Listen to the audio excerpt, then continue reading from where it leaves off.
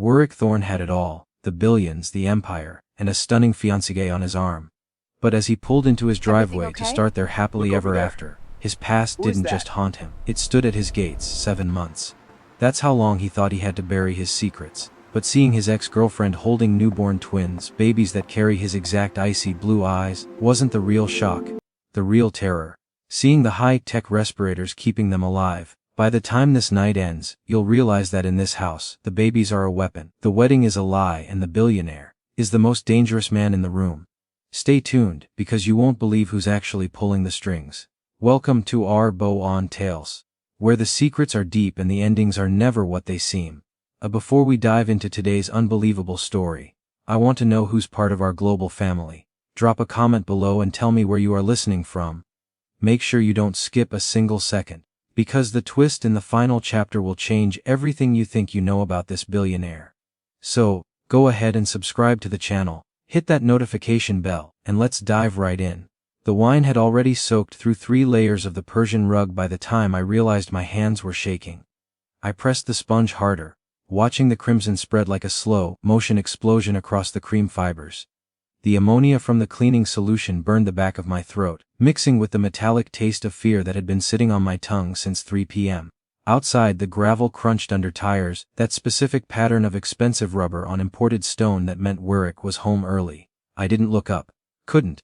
My knuckles were white around the sponge, and I could feel the cold water seeping through my jeans where I'd been kneeling for the past 40 minutes. The grandfather clock in the hallway ticked with that hollow echo that only comes in houses too big for the people living in them. Tick, tick. Each second felt like a countdown to something I couldn't name yet. Linda. His voice came from the doorway, not from the foyer. He'd come through the side entrance, the one he used when he didn't want the staff to know he was home.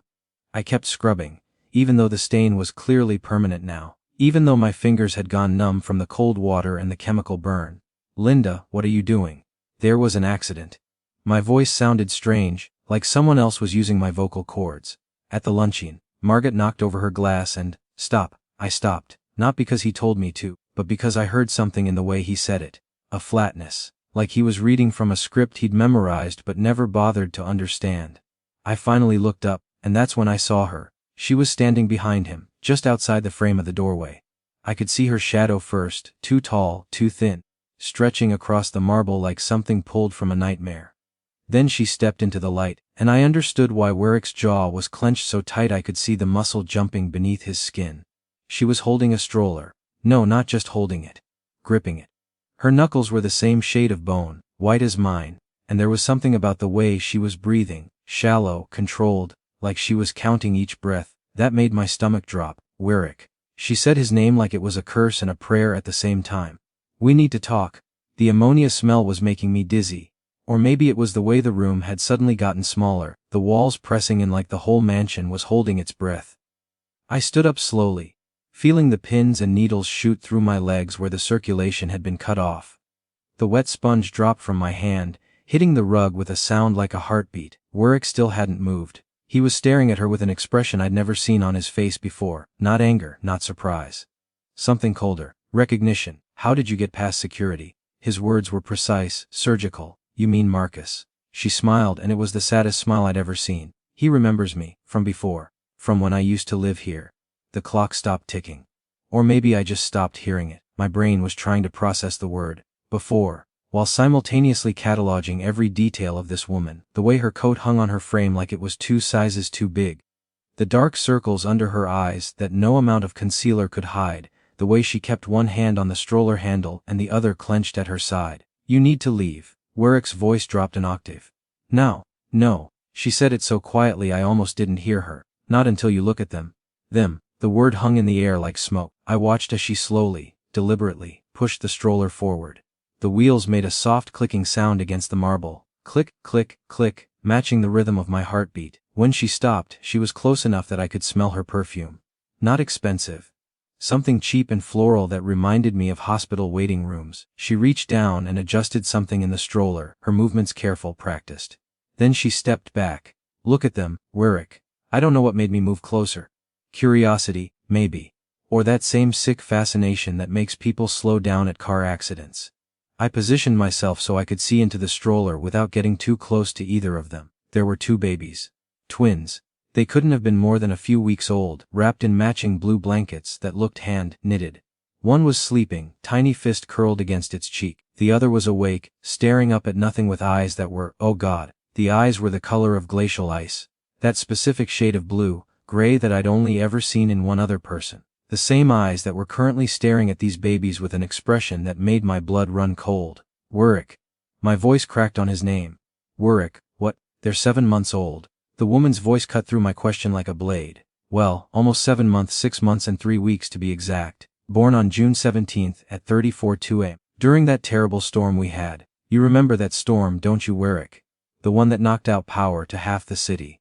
I did the math automatically. 6 months and 3 weeks ago. That would have been right before Werrick proposed to me. You're lying. Werrick's voice was steady, but I could see his hand trembling where it gripped the doorframe. This is some kind of DNA test. She reached into her coat pocket and pulled out a manila envelope, held it out like an offering. Conducted by 3 separate labs. I can give you the names, the dates, the results.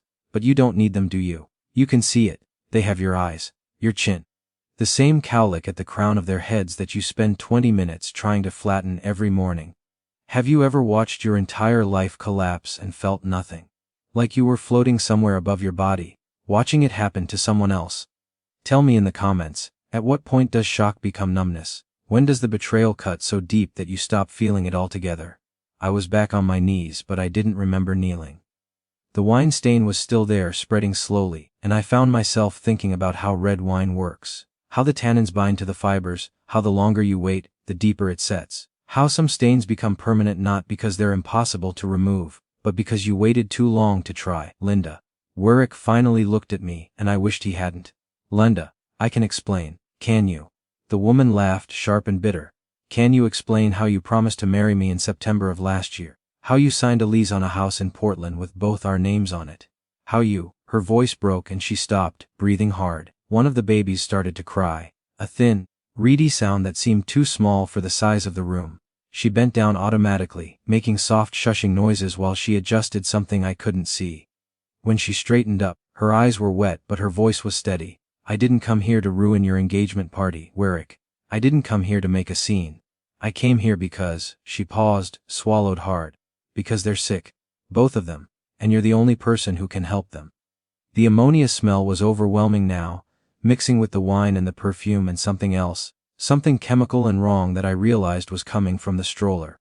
I could see it now, tucked beneath the blankets. Small black boxes with LED lights that blinked red in the dim light of the foyer.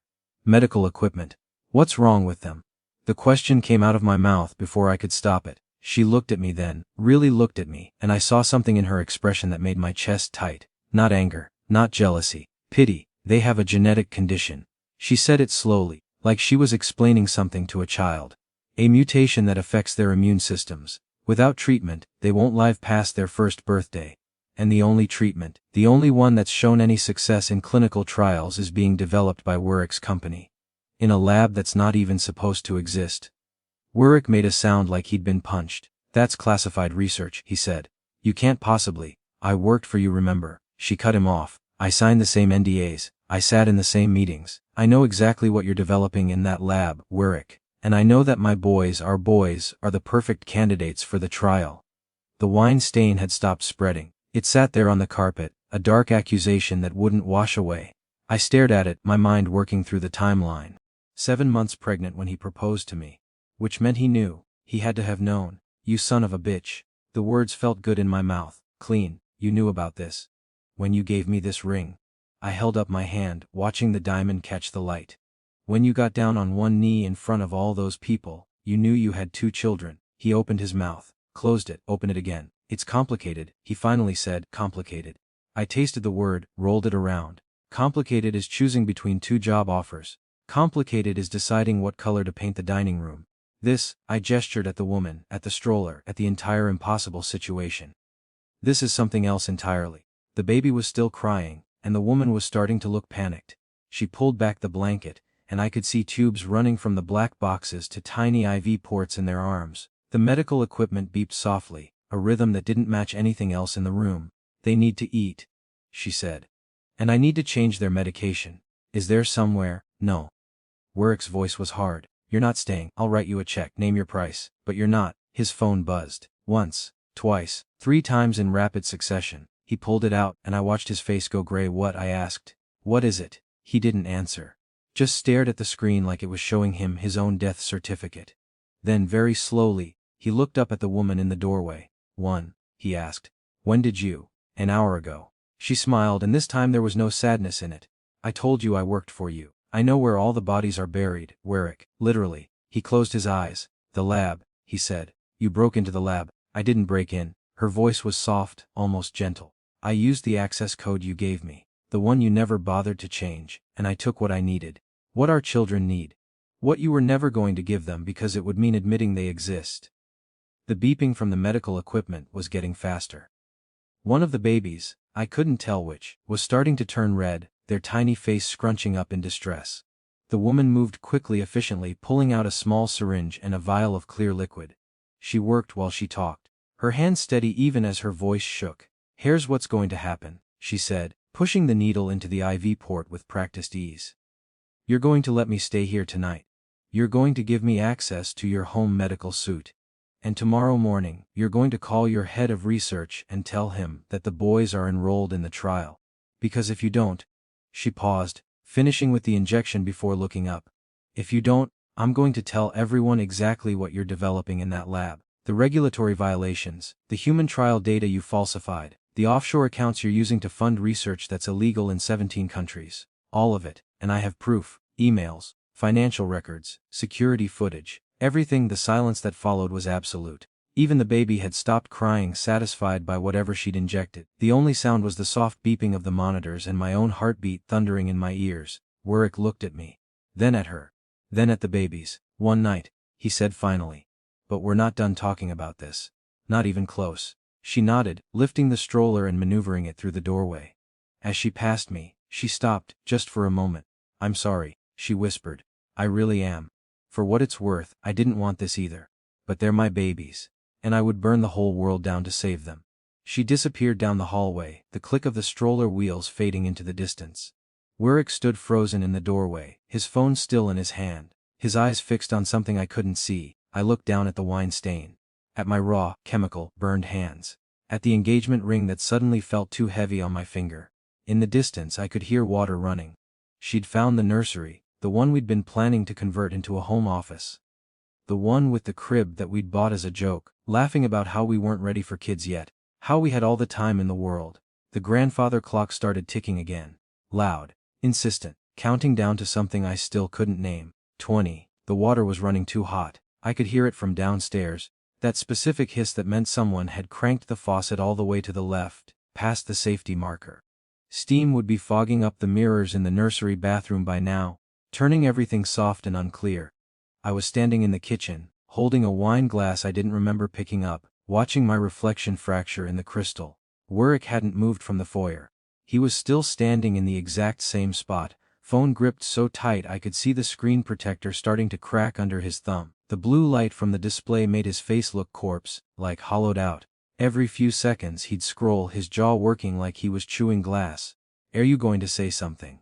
My voice sounded far away, like it was coming from the bottom of a well. Or are we just going to stand here pretending that didn't happen? He looked up, and for the first time in the 3 years I'd known him, I saw something in his eyes I didn't recognize. Not guilt, not shame, fear. Linda, I need you to. He stopped, started again. I need you to understand that this isn't what it looks like. I laughed. The sound came out wrong, jagged. Really? Because it looks like your ex-girlfriend just showed up with 2 babies that have your eyes and your jawline and your... I stopped, pressing my palm against the counter. The marble was cold, smooth, real. What am I supposed to think this looks like, Werrick? Upstairs, something crashed. Not loud, just a soft thump followed by the sound of breaking glass. Neither of us moved. The water kept running. She's unstable. Werrick's words came faster now, tripping over each other. Vesper, she had a breakdown after we split. I paid for treatment, therapy. I thought she was getting better, but clearly. Don't. I cut him off, setting the wine glass down with a click that echoed through the kitchen. Don't you dare try to make her sound crazy when there are 2 living, breathing babies upstairs that didn't create themselves. He flinched. Actually flinched. I'd never seen Werrick Thorne flinch from anything. Not hostile takeovers, not federal investigations, not the time his lead investor threatened to pull out and take half the company with him. But my words hit something vital and I watched him bleed. The timeline doesn't work. I was doing the math again, unable to stop myself. 7 months ago. That's January. We got engaged on February 14th. Valentine's Day. You had me believing you planned it for weeks, that you'd been carrying that ring around waiting for the perfect moment. But she was already 5 months pregnant. His voice was flat, dead. Yes, the admission hung in the air between us like poison gas. I wanted to scream, to throw the glass against the wall, to do something that matched the violence of what I was feeling. Instead, I walked to the sink and turned on the faucet, letting cold water run over my hands. The chemical burns from the cleaning solution stung, sharp and clean. Why?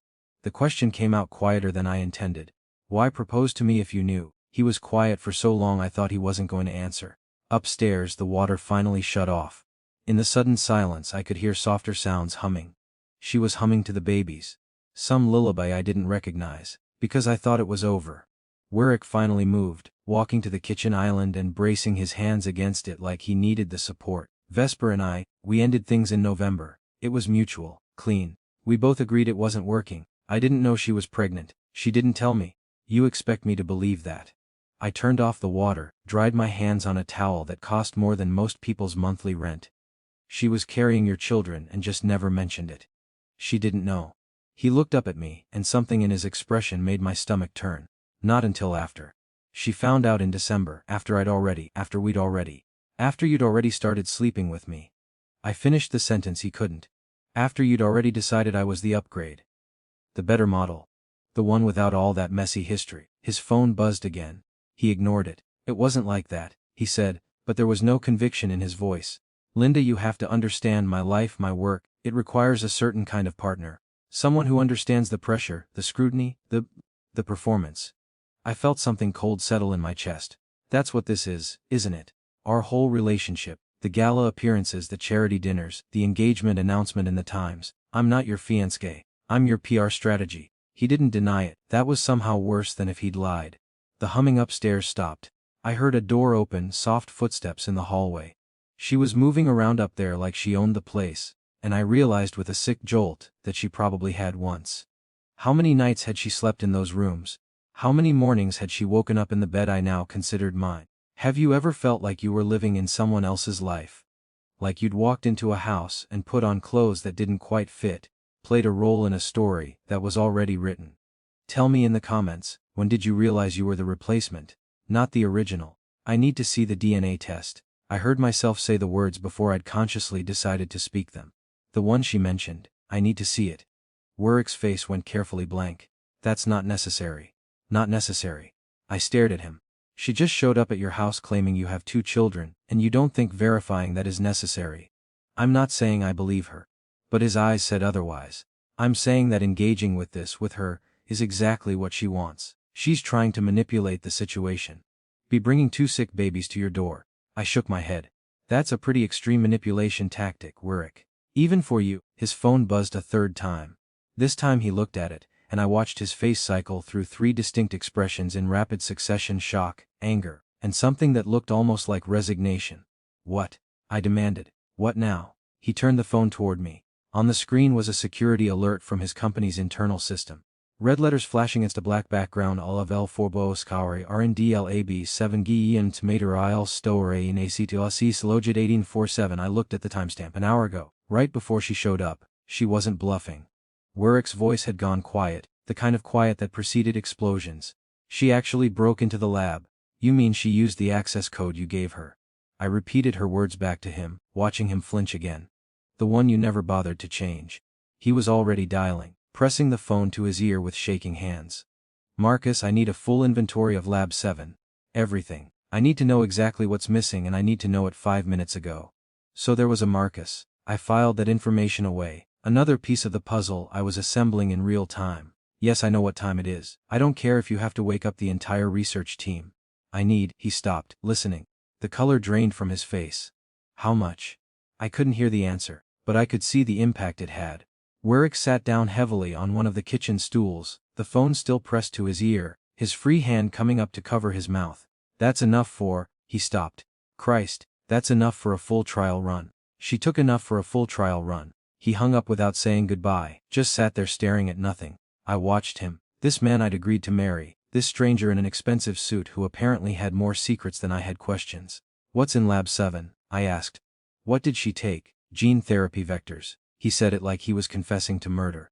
Experimental, not approved for human use. We're still in animal trials, at least officially. The side effects? We don't know the long-term side effects. It could cure them or it could. He didn't finish the sentence. Didn't need to. Upstairs, a baby started crying again.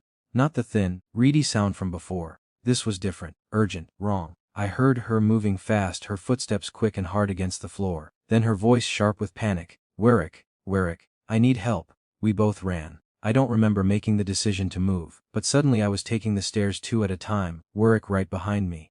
The nursery door was open, spilling yellow light into the dark hallway. Inside, Vesper was bent over the stroller, her hands moving frantically over one of the babies. He's not responding. Her voice was shaking now. All that earlier control shattered. The medication, something's wrong with the medication. His oxygen levels are dropping and I can't.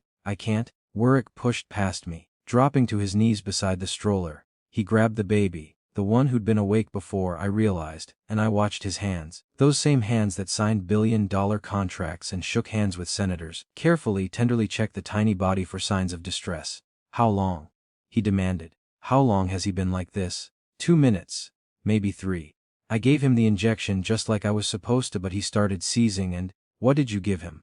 Werrick's voice had gone deadly calm, the kind of calm that came from years of making life or death decisions in boardrooms. Exactly what did you give him? She was crying now, tears streaming down her face as she fumbled with a small medical bag. She pulled out a vial, hands shaking so badly she almost dropped it. Werrick snatched it from her, held it up to the light. I watched his face change. This isn't from the lab, he said slowly. This isn't what you took tonight. This is something else. Where did you get this, Vesper? She didn't answer, just kept crying, her whole body shaking. The baby in Werrick's arms had gone limp, his tiny chest barely moving. The monitors attached to him were screaming now, alarms I hadn't noticed before suddenly piercing the air. Call 911. Werrick was already moving, laying the baby down on the floor, his fingers on that impossibly small chest. Linda, call 911 right now. I ran for my phone, my mind blank with terror, but Vesper's voice stopped me. No, she wasn't crying anymore. Her face was wet but her voice was steady, cold. No hospitals. No questions, you fix this, Werrick, right here, right now. Or I make one phone call and your entire company comes crashing down. Werrick looked up at her, the dying baby between them like an accusation. You're insane, he whispered. You're actually insane. Maybe. She smiled, and it was the most terrifying thing I'd ever seen. But I'm also the only person who knows where the real evidence is. The human trial data. The offshore accounts. The test subjects who didn't survive. All of it. And if my baby dies because you chose your reputation over his life, I will make sure you burn, Werrick. I will make sure you burn for everything you've done. The baby gasped. A small, wet sound. Werrick's hands moved faster, doing something I couldn't see, couldn't understand. The monitors kept screaming, and I stood there in the doorway, phone in hand, watching the scene play out like it was happening to someone else. This nursery. These people. This impossible nightmare that had my engagement ring still sitting heavy on my finger. The baby gasped again. Coughed. Started crying. That thin, reedy sound that I was already learning to hate and hope for in equal measure. Werrick sat back on his heels, his shirt soaked with sweat, his hands still shaking. He's stable. For now. Vesper collapsed against the wall, sliding down until she was sitting on the floor. She was laughing and crying at the same time, a sound that made my skin crawl. I knew you could do it, she said. I knew you'd save him. You always were good in a crisis, Werrick. That's what I loved about you. That's what She stopped, looked at me. Really looked at me for the first time since she'd arrived. You should go, she said softly. This isn't your fight, these aren't your children. You can still walk away from this. I looked at Werrick, still kneeling on the floor with a baby that might or might not be his, covered in sweat and fear and secrets. Then I looked at my phone, at the emergency number I hadn't called, at the choice I hadn't made. No, I heard myself say. No, I don't think I can. 30. I was folding blankets when the sun came up. Not the expensive ones from the linen closet, these were the cheap, scratchy hospital blankets that Vesper had pulled from a duffel bag I hadn't noticed before. My hands moved automatically. Fold in half, fold in quarters, smooth the edges. Fold in half, fold in quarters, smooth the edges. The repetitive motion kept my mind from completely fracturing. The nursery smelled like antiseptic and fear. Werrick had converted the attached bathroom into a makeshift medical station, and I could hear him in there now, running water, the clink of glass vials against the porcelain sink. He'd been in there for 20 minutes, and I knew without asking that he wasn't just washing his hands. He was buying time. Thinking. Planning his next move like this was just another hostile takeover, instead of 2 human lives hanging in the balance. Vesper was asleep in the rocking chair, her head tilted back at an angle that would leave her neck screaming when she woke up. One hand was draped over the side of the stroller, fingers resting on the edge like she needed to maintain physical contact even in sleep. Her coat was still on. She hadn't taken it off all night, and I wondered if that meant she didn't trust us enough to get comfortable, or if she simply didn't have anything else to wear. The baby, Caspian, she'd called him during the crisis, the name slipping out like a prayer, was breathing steadily now. I could see his tiny chest rising and falling beneath the blue blanket. His brother, Lux, was awake, staring at the ceiling with those unsettling ice blue eyes. He didn't cry, hadn't cried once since the emergency. Just watched everything with an intensity that seemed wrong for someone so small. I set the folded blanket on top of the growing pile and picked up another one. The fabric was rough against my chemical-burned palms, each fold sending little sparks of pain up my fingers. Good, the pain meant this was real. That I wasn't dreaming this impossible night. You don't have to do that. I jumped, nearly dropping the blanket. Vesper was awake, watching me with red-rimmed eyes that had dark circles so deep they looked like bruises. I needed something to do with my hands. I said, which was true enough. She nodded slowly, understanding. Her fingers moved to the stroller, checking something I couldn't see, adjusting tubes with practiced efficiency. How long was I out? 40 minutes, maybe 50. And Werrick, bathroom, thinking. She laughed, sharp and bitter. Of course he is. God forbid Werrick Thorne makes a decision without running a cost-benefit analysis first. I should have defended him. That's what a good fiancé would do, right? Jump to her future husband's defense. But the words stuck in my throat like splinters, and I just kept folding. Fold in half, fold in quarters, smooth the edges. Can I ask you something? Vesper's voice was quieter now, almost gentle. And will you promise to give me an honest answer? I met her eyes, saw something there that looked almost like kindness. I'll try. Did he tell you about me? Before tonight, I mean. Did you know I existed? The question hit me like a physical blow. I wanted to lie, wanted to protect some shred of dignity, but something about the way she was looking at me, like she already knew the answer, made honesty feel inevitable. No, I said. He told me there had been someone before, but he made it sound like it ended years ago, like it was ancient history. She nodded, unsurprised. He's good at that. Making inconvenient truths disappear. I should know, I helped him do it often enough. The bathroom door opened. Werrick emerged looking worse than I'd ever seen him. His shirt was still damp with sweat, sleeves rolled up to his elbows. There was a smear of something dark, blood, maybe, on his collar. His hair, usually perfect, stuck up at odd angles where he'd been running his hands through it. We need to talk, he said, his voice rough like he'd been screaming. All of us. Now. Vesper shifted in the rocking chair but didn't get up. I'm not leaving them. I'm not asking you to. He crossed the room, grabbed one of the decorative chairs from the corner, the one that cost $3,000 and was supposedly hand-carved in Italy, and dragged it across the floor with a screech that made me wince. He positioned it so he was facing both of us, then sat down heavily. But we need to establish some ground rules before this goes any further. Ground rules. Vesper's voice dripped with disdain. You mean you need to regain control of the situation? I mean, Werrick said slowly, each word measured, that if we're going to do this, if we're going to treat your children with experimental gene therapy that hasn't been approved for human use, we need protocols. Safety measures, a plan. Your children, not our children. I filed that away, another data point in the growing equation I was trying to solve. You're going to help them? I heard myself ask. Even though it could destroy everything you've built if anyone finds out. Werrick looked at me, and for just a moment, I saw something human beneath the corporate armor. They're sick children, Linda. I'm not a monster. Aren't you though?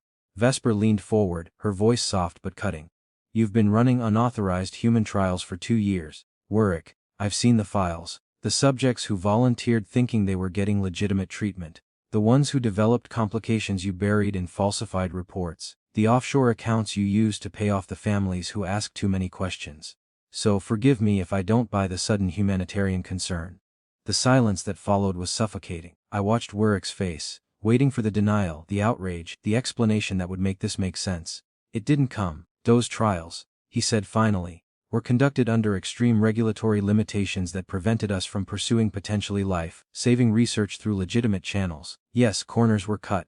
Yes, there were complications, but the work we're doing, the work I'm doing, will eventually save millions of lives. Eventually. Vesper stood up, moving to the stroller. She picked up Lux, cradled him against her chest with a tenderness that made my throat tight. But not in time for the people who died in your trials. Not in time for the children who don't. Werrick's voice cracked like a whip. Don't you dare try to take the moral high ground here. You worked alongside me for 3 years.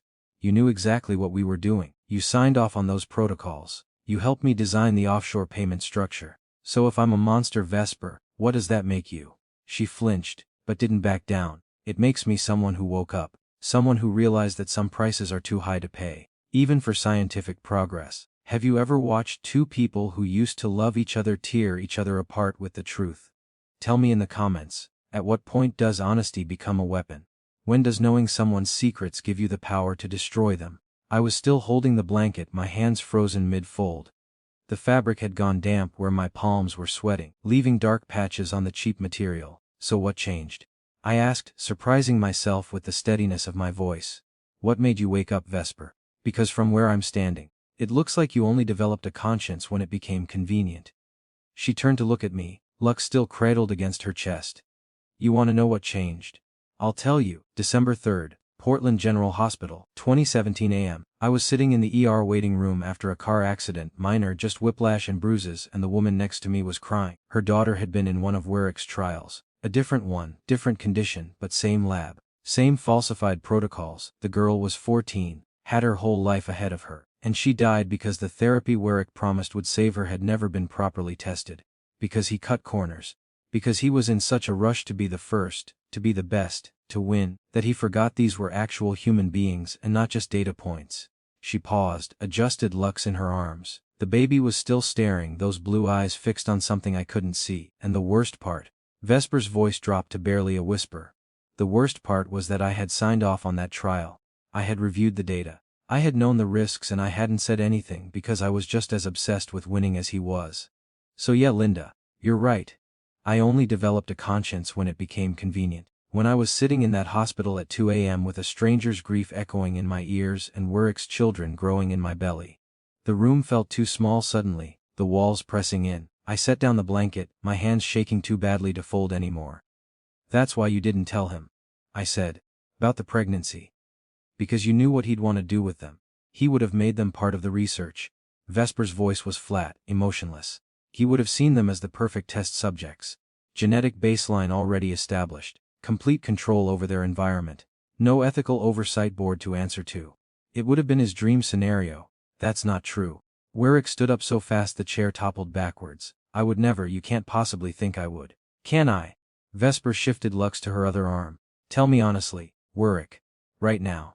If I hadn't shown up tonight, if I had just quietly enrolled them in your trial through proper channels, would you have told them they were your children, or would you have kept it secret? Maintained that clinical distance you're so good at. He opened his mouth, closed it. The silence was answer enough. That's what I thought. Vesper walked to the window, staring out at the grounds that were starting to show pink with dawn.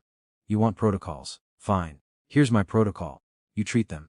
You use whatever experimental therapy you've been developing. But I stay here. I watch every injection, every test, every procedure. And the first time, the very first time, I think you're putting your research ahead of their well-being. I walk out that door with all the evidence I've collected, and I burn your entire empire to the ground. That's blackmail, I heard myself say. No. Vesper turned back to face us. Blackmail would be if I was asking for money, or silence, or protection. I'm asking for you to do the bare minimum of caring whether these children live or die. If that requires leverage, then yes, I'll use every weapon I have. Werrick was pacing now. 3 steps to the window, 3 steps back, that nervous energy that meant his mind was working overtime. I'd seen him do this in board meetings, right before he decimated a competitor's acquisition offer or restructured an entire department. Fine, he said finally. You stay. But there are conditions. No leaving the property without my knowledge. No phone calls, no emails, no contact with anyone outside this house. And you give me the locations of wherever you've hidden your evidence. All of it. Vesper. I said no. She was smiling now, and it was terrifying. You don't get to control this narrative, Werrick. For once in your life, you're not the one calling the shots. The evidence stays where it is, safe and sound. If something happens to me, if I don't check in with my contact every 72 hours, it all goes public, automatically. So you'd better make sure I stay very, very healthy. The baby in her arms started to fuss, making small mewling sounds. She bounced him gently, humming that same lullaby from before. The normalcy of the gesture, mother comforting child, was jarring against the backdrop of threats and blackmail. "Ooze your contact," Werrick demanded. "Who knows about this? Someone you can't touch. Someone you can't buy or threaten or manipulate." Vesper's smile widened. "Someone who already has their own reasons to want to see you fail. That's all you need to know." I watched Werrick's face cycle through calculations, weighing variables, assessing risks. This was the man I'd agreed to marry. The man who approached his own children like they were a corporate crisis to be managed. What about me? The question surprised all three of us. I hadn't meant to say it out loud. What am I supposed to do while this, whatever this is, plays out? They both turned to look at me, and I saw myself reflected in their eyes. The outsider, the accessory, the woman who'd stumbled into someone else's war and couldn't find the exit. "You should leave," Vesper said softly, "like I said before. This isn't your fight, she's not going anywhere." Werrick's voice was hard. "We have an engagement party in 3 days, a wedding planned for June, investors who expect to see us together at the charity gala next week. Linda leaving would raise too many questions. So I'm supposed to just, what? Pretend this isn't happening?" I gestured at the stroller at Vesper, at the medical equipment scattered across what was supposed to be my future home office. "Smile for cameras while you conduct illegal medical experiments upstairs." "Yes." Werrick said it simply, like it was the most obvious thing in the world. "That's exactly what I need you to do." The casual cruelty of it stole my breath. Not because it was surprising, I was long past being surprised by anything tonight, but because of how little he seemed to understand what he was asking. How completely he'd reduced me to a function instead of a person. I looked at the engagement ring on my finger. 3 carats, flawless, ethically sourced, or so the certificate claimed. It caught the early morning light, throwing rainbow refractions across the wall like a promise that was already broken. "And if I refuse?" I asked. "If I walk out that door right now and never come back?" Werrick's expression didn't change. "You won't. You sound awfully certain." "I am." He moved closer, and I smelled the sweat and fear and expensive cologne that had been his signature scent since the moment we met. "Because you're not the type to walk away, Linda. You're the type who commits, who sees things through. It's why I chose you. It's why you're perfect for this role. Not relationship, not partnership, role." Something inside me cracked. Clean and final, like ice breaking on a frozen lake. "You're right," I said. "I don't walk away. But maybe it's time I learned how." I turned toward the door, my legs moving before my brain had fully processed the decision. Behind me, I heard Werrick call my name, sharp with something that might have been panic. I didn't turn around. My hand was on the doorknob when Vesper spoke. "The medication." Her voice cut through everything else. "The injection I gave Caspian. The one that almost killed him. I need to know what was in it." I stopped. Turned. "Why are you asking me?" "Because it wasn't from the lab." She was looking at Werrick now, her eyes hard. "It was in the nursery. In the medical cabinet." Which means someone put it there. Someone who had access to this house. Someone who knew I was coming. The temperature in the room dropped 10 degrees. "What are you saying?" Werrick's voice had gone quiet, dangerous. "I'm saying that vial was a trigger compound." Vesper adjusted Lux in her arms, her movements careful, controlled. "I'm saying it was designed to cause exactly the reaction it caused. Seizures, respiratory distress. Symptoms severe enough to require immediate intervention. Symptoms that would force you to make a choice between your reputation and these children's lives." "That's insane." But Werrick's face had gone pale. Why would, to test you." Vesper's smile was sad, knowing. "To see what you'd do when the crisis was real, when the choice was immediate, when you couldn't hide behind protocols and lawyers and carefully worded statements. Someone wanted to know if you'd save them or let them die." I thought about the wine stain downstairs, the one I'd been scrubbing when this all started. How the timing had seemed so precise, so perfectly calculated to keep me occupied while Werrick came home alone. How Margot had knocked over her glass, accident-prone Margot who never spilled anything, who'd been trained in etiquette since birth. Linda. Werrick was looking at me now, really looking.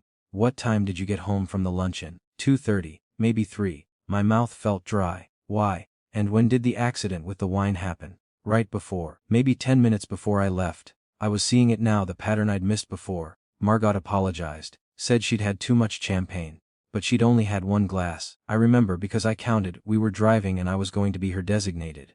The realization hit like a freight train. She's the contact, I whispered. Margot is Vesper's contact, the one who knows about the evidence. Vesper's silence was confirmation enough. Werrick made a sound like he'd been gutted. Your cousin Margot, who sits on the FDA approval board, who has direct oversight of my company's pending applications, who could destroy me with a single phone call, who already hates you for what you did to me 3 years ago. I finished the thought, my voice hollow. Who never wanted me to date you in the first place? Who said you were dangerous? The pieces were falling into place now, a puzzle I should have seen from the beginning. The convenient accident. The perfectly timed arrival. The medical emergency that forced Werrick to show his hand. None of it was spontaneous. All of it was orchestrated. How long? Werrick's question was directed at Vesper. How long have you two been planning this? Since December 4th. Vesper's voice was steady. The day after I found out about the dead girl. The day I decided I couldn't let you destroy any more lives. Margot and I, we have a lot in common. We've both loved people we shouldn't have. We've both made compromises we can't take back. And we're both very, very good at playing the long game. She shifted Lux again, and I noticed for the first time that the baby wasn't just staring, he was watching. Those blue eyes tracked every movement, every expression, processing everything with an awareness that seemed impossible for someone so young. What's wrong with them? I asked. Really, what's the actual diagnosis? Vesper met my eyes and something passed between us. An understanding, a recognition of one pawn to another. Nothing, she said softly. There's nothing wrong with them at all. The world tilted sideways. I was peeling an apple when the lie fully settled into my bones. The knife moved in a steady spiral, skin curling away from the flesh in one long ribbon that pooled on the granite countertop. My hands were steady now, the chemical burn scabbed over with a thin crust that cracked when I bent my fingers. The apple was organic, expensive, flown in from some orchard in Washington state where they probably hand-polished each piece of fruit. It tasted like absolutely nothing. Werrick hadn't spoken in 20 minutes. He was sitting at the kitchen table, the same table where we'd hosted dinner parties for senators and tech moguls, where we'd laughed over wine about our future, with his head in his hands. The morning light coming through the windows made him look older, the lines around his eyes deeper, the gray at his temples more pronounced. He looked like a man watching his empire collapse in real time. Vesper had followed us downstairs, leaving the twins in the nursery with monitors she'd positioned so she could watch them from her phone. The device sat face up on the counter between us, 2 sleeping babies visible on the split screen, healthy babies. Perfectly normal babies who didn't need experimental gene therapy, because there was nothing wrong with them. Say it again. Werrick's voice was muffled by his palms. I need to hear you say it again. There's nothing wrong with them. Vesper was making coffee, her movements economical, practiced. She knew where everything was in this kitchen. Had probably made coffee here 100 times before I ever walked through these doors.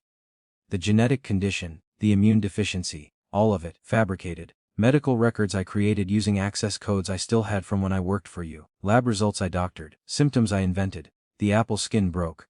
I'd cut too deep, nicking the flesh. A drop of juice ran down my thumb, sticky and sweet. But the seizure, I heard myself say, last night, that was real. I watched him stop breathing. Triggered by the injection, yes. Vesper poured 3 cups of coffee with the confidence of someone who knew exactly how this conversation would go. A compound designed to cause temporary respiratory distress, completely reversible, dramatic enough to be terrifying but controlled enough to ensure no lasting damage. Marcus provided it. He has contacts in veterinary medicine who owe him favors. Marcus again. The security guard who remembered her from before. Another chess piece in a game I was only beginning to understand. You could have killed him. Werrick's voice was raw, stripped of all that corporate polish. Your own son. You could have killed your own son to make a point. But I didn't. Vesper set a coffee cup in front of him, the ceramic clicking against the table. Because unlike you, I actually know what I'm doing. I spent 6 months planning this, Werrick. 6 months studying pediatric medicine, pharmacology, crisis response protocols. I knew exactly how you'd react, exactly what dose would create the right effect, exactly how long I had before permanent damage occurred. 16 seconds. That's how long Caspian stopped breathing. 16 seconds of controlled crisis to force you to reveal who you really are. I set down the knife, the apple half peeled in my other hand. And who is he, really? Vesper looked at me, and I saw something in her expression that might have been pity, or solidarity, or both. He's a man who will always choose himself. She said it simply, factually, like she was reading a weather report. No matter what he says, no matter what he promises. When the mom comes, when the choice is real, Werrick Thorne will sacrifice anyone and anything to protect his empire. I needed proof of that. Margot needed proof of that. And now we have it, the recording. Werrick's hands dropped from his face, his eyes were bloodshot, wild. You recorded everything. Last night, the emergency, my reaction, what I said, every word. Vesper pulled out her phone, a different one from the baby monitor, and set it on the table. High-definition audio and video. You performing emergency medical procedures on an infant. Using techniques and knowledge that you shouldn't possess unless you've been conducting unauthorized human trials. Discussing experimental therapies. Admitting to falsified data. All while your fiancé stood in the doorway as a witness. The apple slipped from my hand, hitting the floor with a wet thud that echoed through the kitchen. I didn't bend to pick it up. Just watched it roll slowly toward the refrigerator, leaving a faint trail of juice on the imported tile. Have you ever realized you were a prop in someone else's revenge plot? That every moment you thought was real was actually staged for an audience you couldn't see? Tell me in the comments, when did you understand that your whole life was someone else's evidence? What do you want? Werrick's question came out broken, defeated. Money. Is that what this is about? Because I'll pay. Name your price. I'll pay whatever you want. Vesper laughed, and the sound was like glass breaking. You still don't get it, do you? This was never about money. This was about making you feel what I felt. What that mother in the hospital felt. What every person you've ever used as a stepping stone felt. Powerless, manipulated. Trapped in a situation you can't buy your way out of. She picked up her coffee cup, took a slow sip. I noticed her hands were shaking slightly, the only sign that this performance was costing her something. Here's what's going to happen, she continued. You're going to shut down Lab 7, permanently. You're going to contact every family involved in your unauthorized trials, and yes, I have a complete list, and you're going to offer them compensation. Real compensation, not those pittance settlements you've been using to buy silence.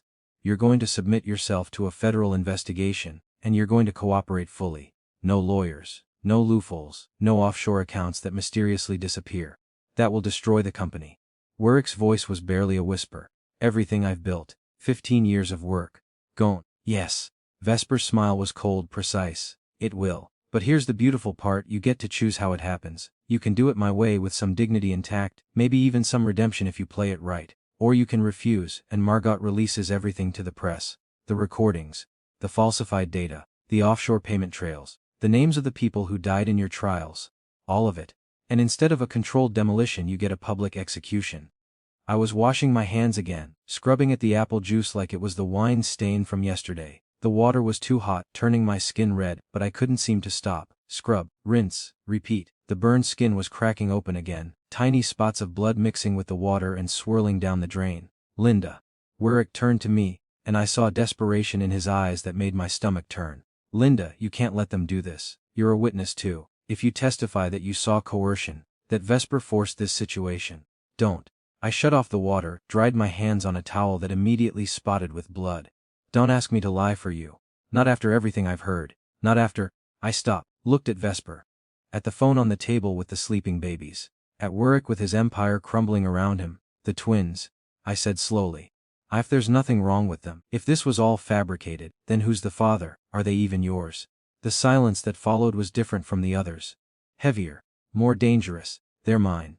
Werrick's voice was hollow. The DNA test was real. That part wasn't a lie. But you said you didn't know. I was putting pieces together. My lawyer's mind finally catching up to what my heart had known all along. You said Vesper didn't tell you she was pregnant. That it was mutual. That it was clean. It was. Vesper set down her coffee cup with a click that sounded like a gunshot. We broke up in November. Mutual decision. No drama. No betrayal. I found out I was pregnant in December, and I made a choice not to tell him. Not because I was being vindictive, but because I knew what he would do. How he would see them. Not as children, but as assets. As leverage. As potential research subjects. She moved to the window, looking out at the grounds where the sun was painting everything gold. And I was right, she continued. Because the first thing he did when I told him about the genetic condition was calculate the research value. I could see it in his eyes, the same look he gets when he's evaluating an acquisition. Cold. Analytical, already 3 steps ahead, planning how to monetize the situation. That's not fair. Werrick stood up, the chair scraping against the floor. I was trying to help. I was trying to save them. Were you? Vesper turned back to face him. Or were you trying to save your research? To prove that your therapy works? To have a success story you could point to when the FDA comes knocking? Be honest, Werrick. For once in your life, be completely honest. If those babies had actually needed your experimental treatment, would you have seen them as your children first, or as test subjects? The question hung in the air like smoke. I watched Werrick's face, saw him struggling to find an answer that wouldn't damn him. He couldn't, that's what I thought. Vesper's voice was sad now, empty. That's why I had to do this, not for revenge, though God knows I'm enjoying watching you squirm. But because there are people out there right now, sick people, desperate people, who are going to be approached by your company with promises of miracle cures. And they need to know what you really are. They need to know that you'll sacrifice them without a second thought if it serves your bottom line. I was folding dish towels now, my hands needing something to do. Fold in half, fold in quarters, smooth the edges. The familiar motion was the only thing keeping me grounded. How did you get pregnant? The question came out before I could stop it. If you broke up in November, and you found out in December, the timeline works, but barely. You must have, one last time. Vesper's voice was matter of fact. The night we ended things, it was sad and nostalgic, and we both knew it was a mistake even as it was happening. But we did it anyway, because that's what people do when they're grieving something they used to have. We tried to resurrect it for one night, and instead we created 2 new lives. She laughed, but there was no humor in it. I took a pregnancy test 3 weeks later on a whim. Positive. I sat on my bathroom floor for an hour, just staring at those 2 pink lines, trying to decide what to do. And then I remembered the conversation we'd had the month before. You remember, Werrick, the one where you told me about the long-term vision for the company. How eventually, if the gene therapy worked, we could start treating conditions in utero. How the real money would be in genetic modification of embryos. Werrick had gone very still. You said, and I quote, "Imagine having complete control over the genetic expression from conception. We could eliminate diseases before they even develop. We could enhance traits. Create designer humans. The applications are limitless." Vesper's voice was steady, clinical. And I looked at you, the man I'd loved for 3 years, and I realized you weren't talking about helping people. You were talking about playing God. About ownership. About control. The dish towel tore in my hands. I hadn't realized I was pulling at it, but now there was a long rip down the middle, threads hanging loose like exposed nerves. "So I didn't tell you," Vesper continued. "I moved to Portland. Found a small apartment. Got a job as a medical transcriptionist. Ironic, right? Spent my pregnancy alone planning this. Figuring out how to stop you before you hurt anyone else. And then I had them, June 17th, during that storm, and I looked at their faces and I knew I'd made the right choice. Because they're not experiments. They're not data points. They're my sons. And I would do anything, fake illnesses, stage emergencies, destroy your entire company to protect them from becoming what you wanted them to be." The baby monitor on the counter lit up. One of the twins was stirring, making soft cooing sounds. Vesper glanced at it but didn't move, her attention still locked on Werrick. "You have until midnight," she said. 12 hours to decide, cooperate with the investigation, shut down the illegal research, make restitution to the families. Or Margot sends everything to the New York Times, the Wall Street Journal, and every major news outlet in the country. Your choice." Werrick was staring at his hands like he'd never seen them before. "And if I cooperate, what happens to me?" "Prison. Probably," Vesper shrugged. "Federal charges for human experimentation, falsifying medical data, fraud. Margot has contacts in the prosecutor's office who are very interested in your case. But if you cooperate, if you show genuine remorse, maybe you get a reduced sentence. Maybe in 10 years you're out and you can rebuild something. Something legitimate this time. 10 years. Werrick's laugh was bitter. 10 years in prison while my competitors carve up my company like vultures. 10 years watching everything I built get dismantled piece by piece. Vesper's voice was soft but unyielding. That's what accountability looks like, Werrick. That's what consequences feel like. Welcome to the world the rest of us live in. I set down the torn dish towel, my hands finally still. And what about me? Where do I fit in this revenge plot of yours? Vesper turned to me, and I saw something in her expression that looked almost like respect. You're the wild card, she admitted. I didn't plan for you. When I found out Werrick was engaged, I thought you were just another corporate wife. Another woman who'd look the other way as long as the money kept flowing. But last night, she paused. Last night you stayed. When I gave you the chance to leave, when I told you this wasn't your fight, you stayed. Why? The question was genuine, curious. I realized I didn't know the answer, because I stopped, started again, because I needed to know what kind of man I was about to marry, what kind of life I was signing up for, and now I do. I twisted the engagement ring on my finger.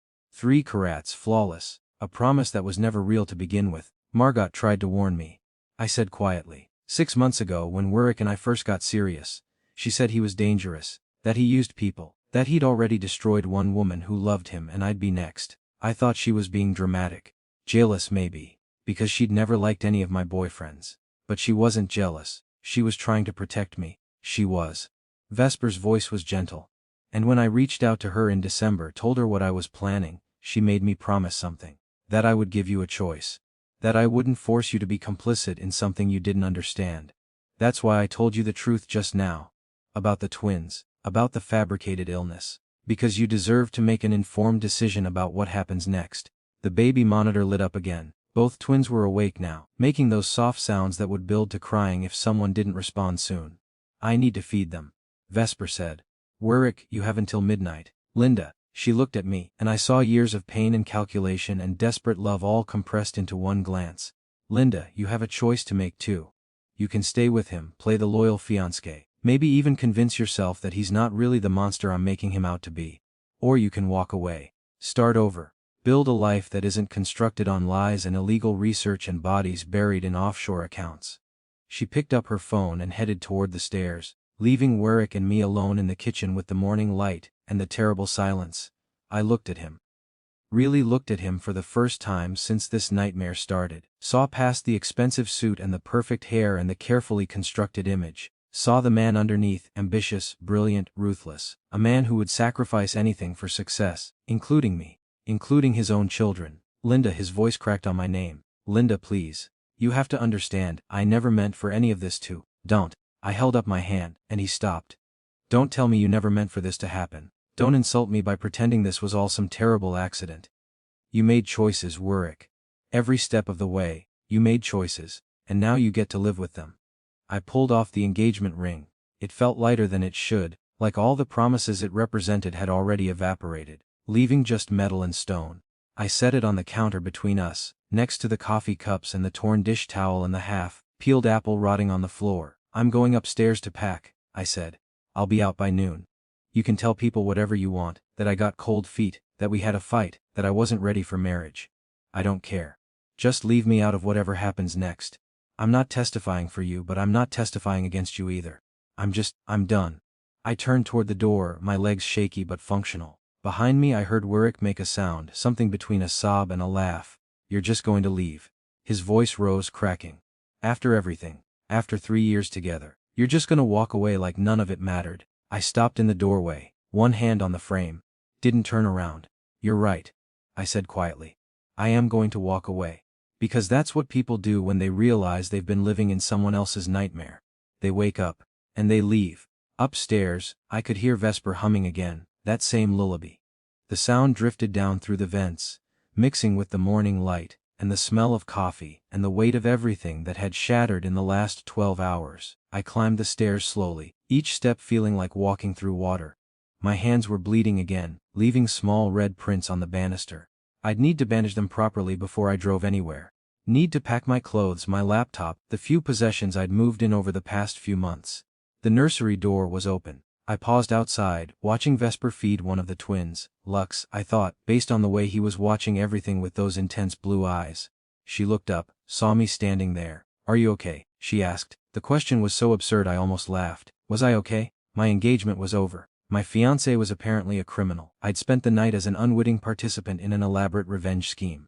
Nothing about this situation was okay. No, I said honestly. But I will be. Vesper nodded, understanding. For what it's worth, I am sorry. About dragging you into this. About using your relationship as cover. About all of it. You seem like a good person, Linda. You deserve better than what he was offering you. Yeah. I leaned against the doorframe, suddenly exhausted. I'm starting to realize that. One of the babies, Caspian, the one who'd stopped breathing, was lying in the stroller, staring at the ceiling. I moved closer, looking down at his tiny face. He had Werrick's chin. Werrick's eyes. But when he looked at me I didn't see calculation or coldness. Just curiosity, just innocence. They really are okay? I asked. Healthy, normal, perfect. Vesper's voice was soft. 10 fingers, 10 toes, strong heartbeats, no genetic abnormalities. I've had them checked by 3 different pediatricians under 3 different names. They're completely, wonderfully, boringly normal.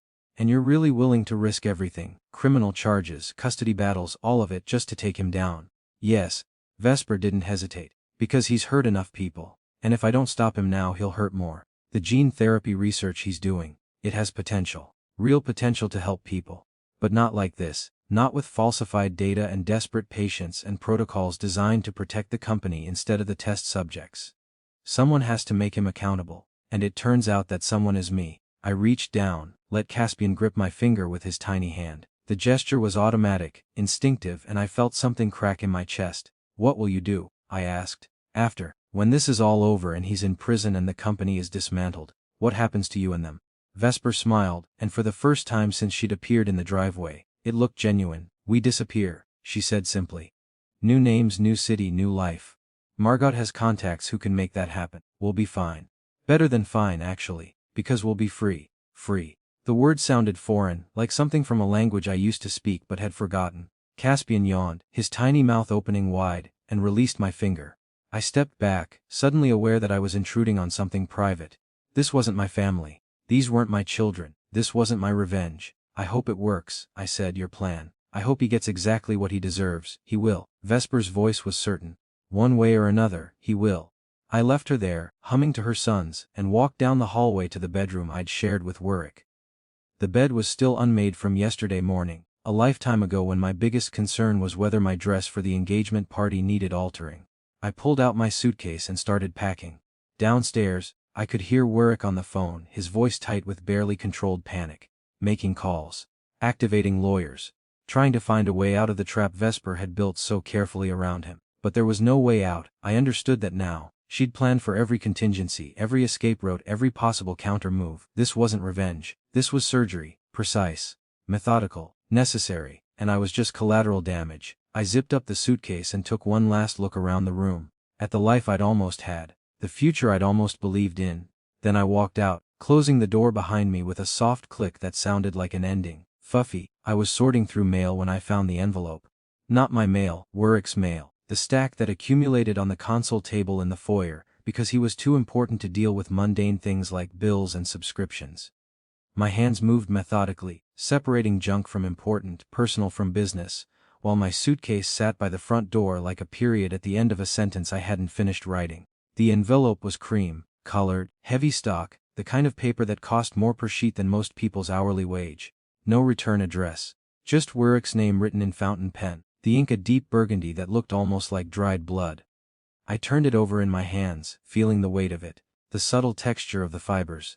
I shouldn't have opened it. It wasn't addressed to me. I was already leaving, already washing my hands of this entire nightmare. But my fingers were already sliding under the flap, breaking the wax seal, actual wax, pressed with some kind of insignia I didn't recognize. Before my conscience could catch up, inside was a single sheet of paper. The same heavy stock, the same burgundy ink. The handwriting was elegant, old-fashioned, each letter formed with deliberate care. Mr. Thorne, your 7 o'clock has been moved to the study. Come alone. Bring the Vesper files. L. I read it 3 times, my brain trying to process the implications. 7 o'clock. That was, I checked my phone, 4 hours from now. The Vesper files, and L. Who was L? Footsteps on the stairs. I shoved the letter back in the envelope, my heart hammering, but it wasn't Werrick. Vesper appeared in the foyer, one baby strapped to her chest in a carrier, the other asleep in her arms. She looked exhausted, dark circles under her eyes matching the shadows under mine. You're still here, she said, not a question, an observation. I'm leaving.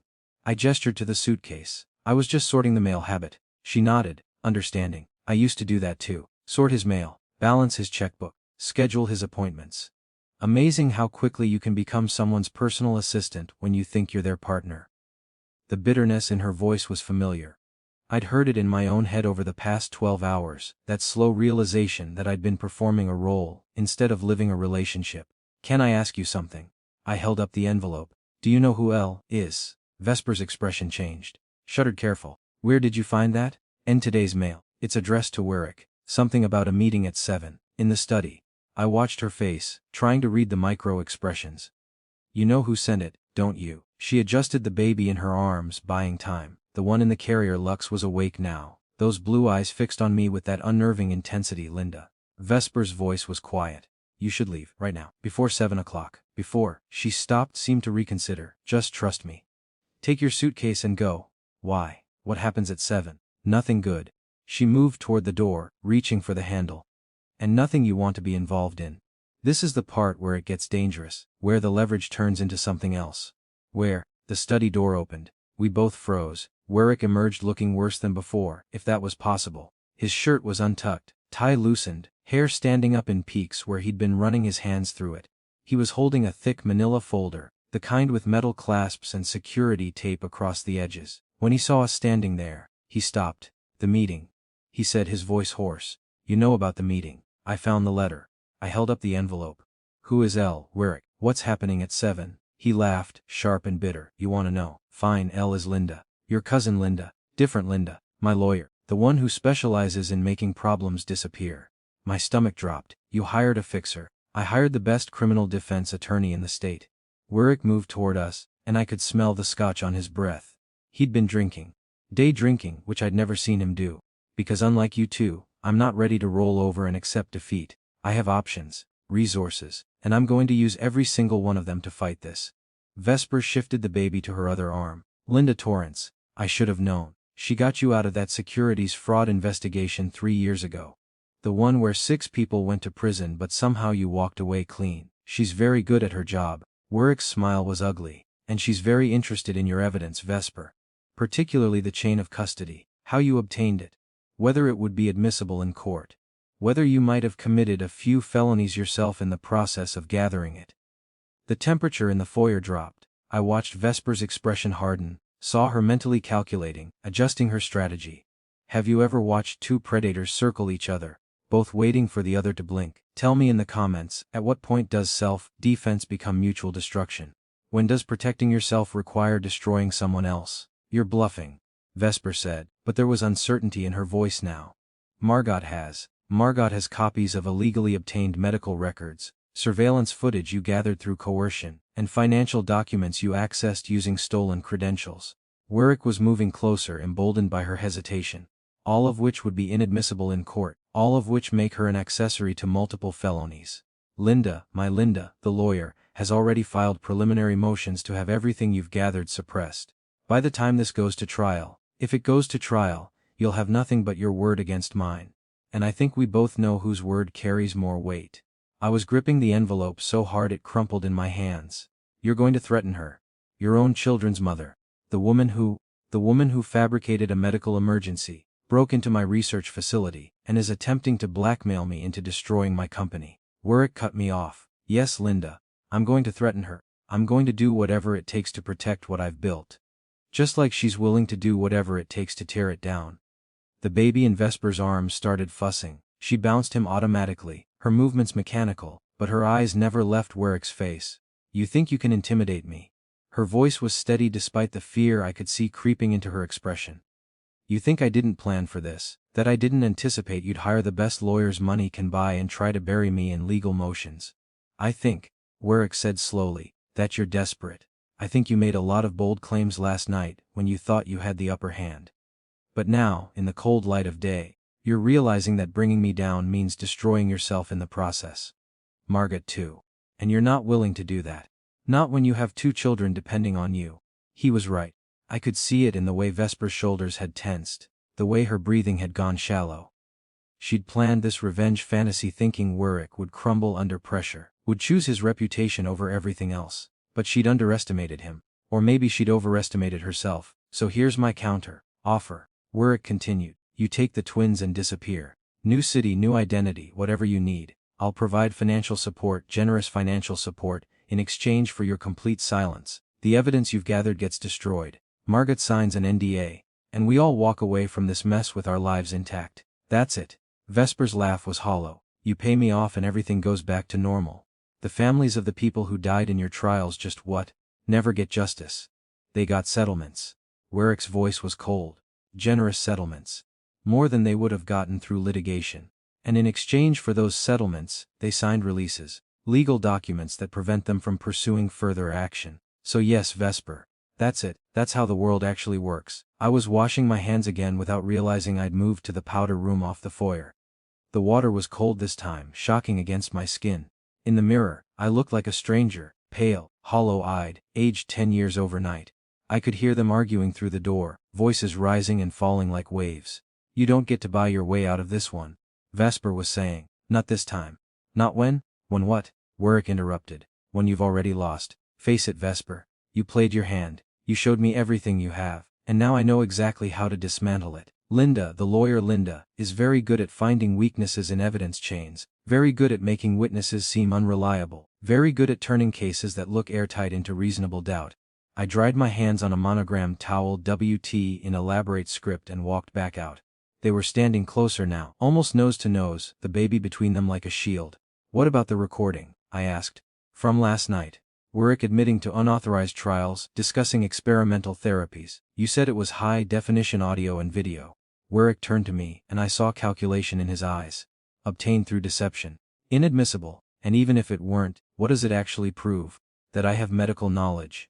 That I was willing to help a sick child in an emergency. Any decent lawyer would spin that as heroic, not criminal. He was right again.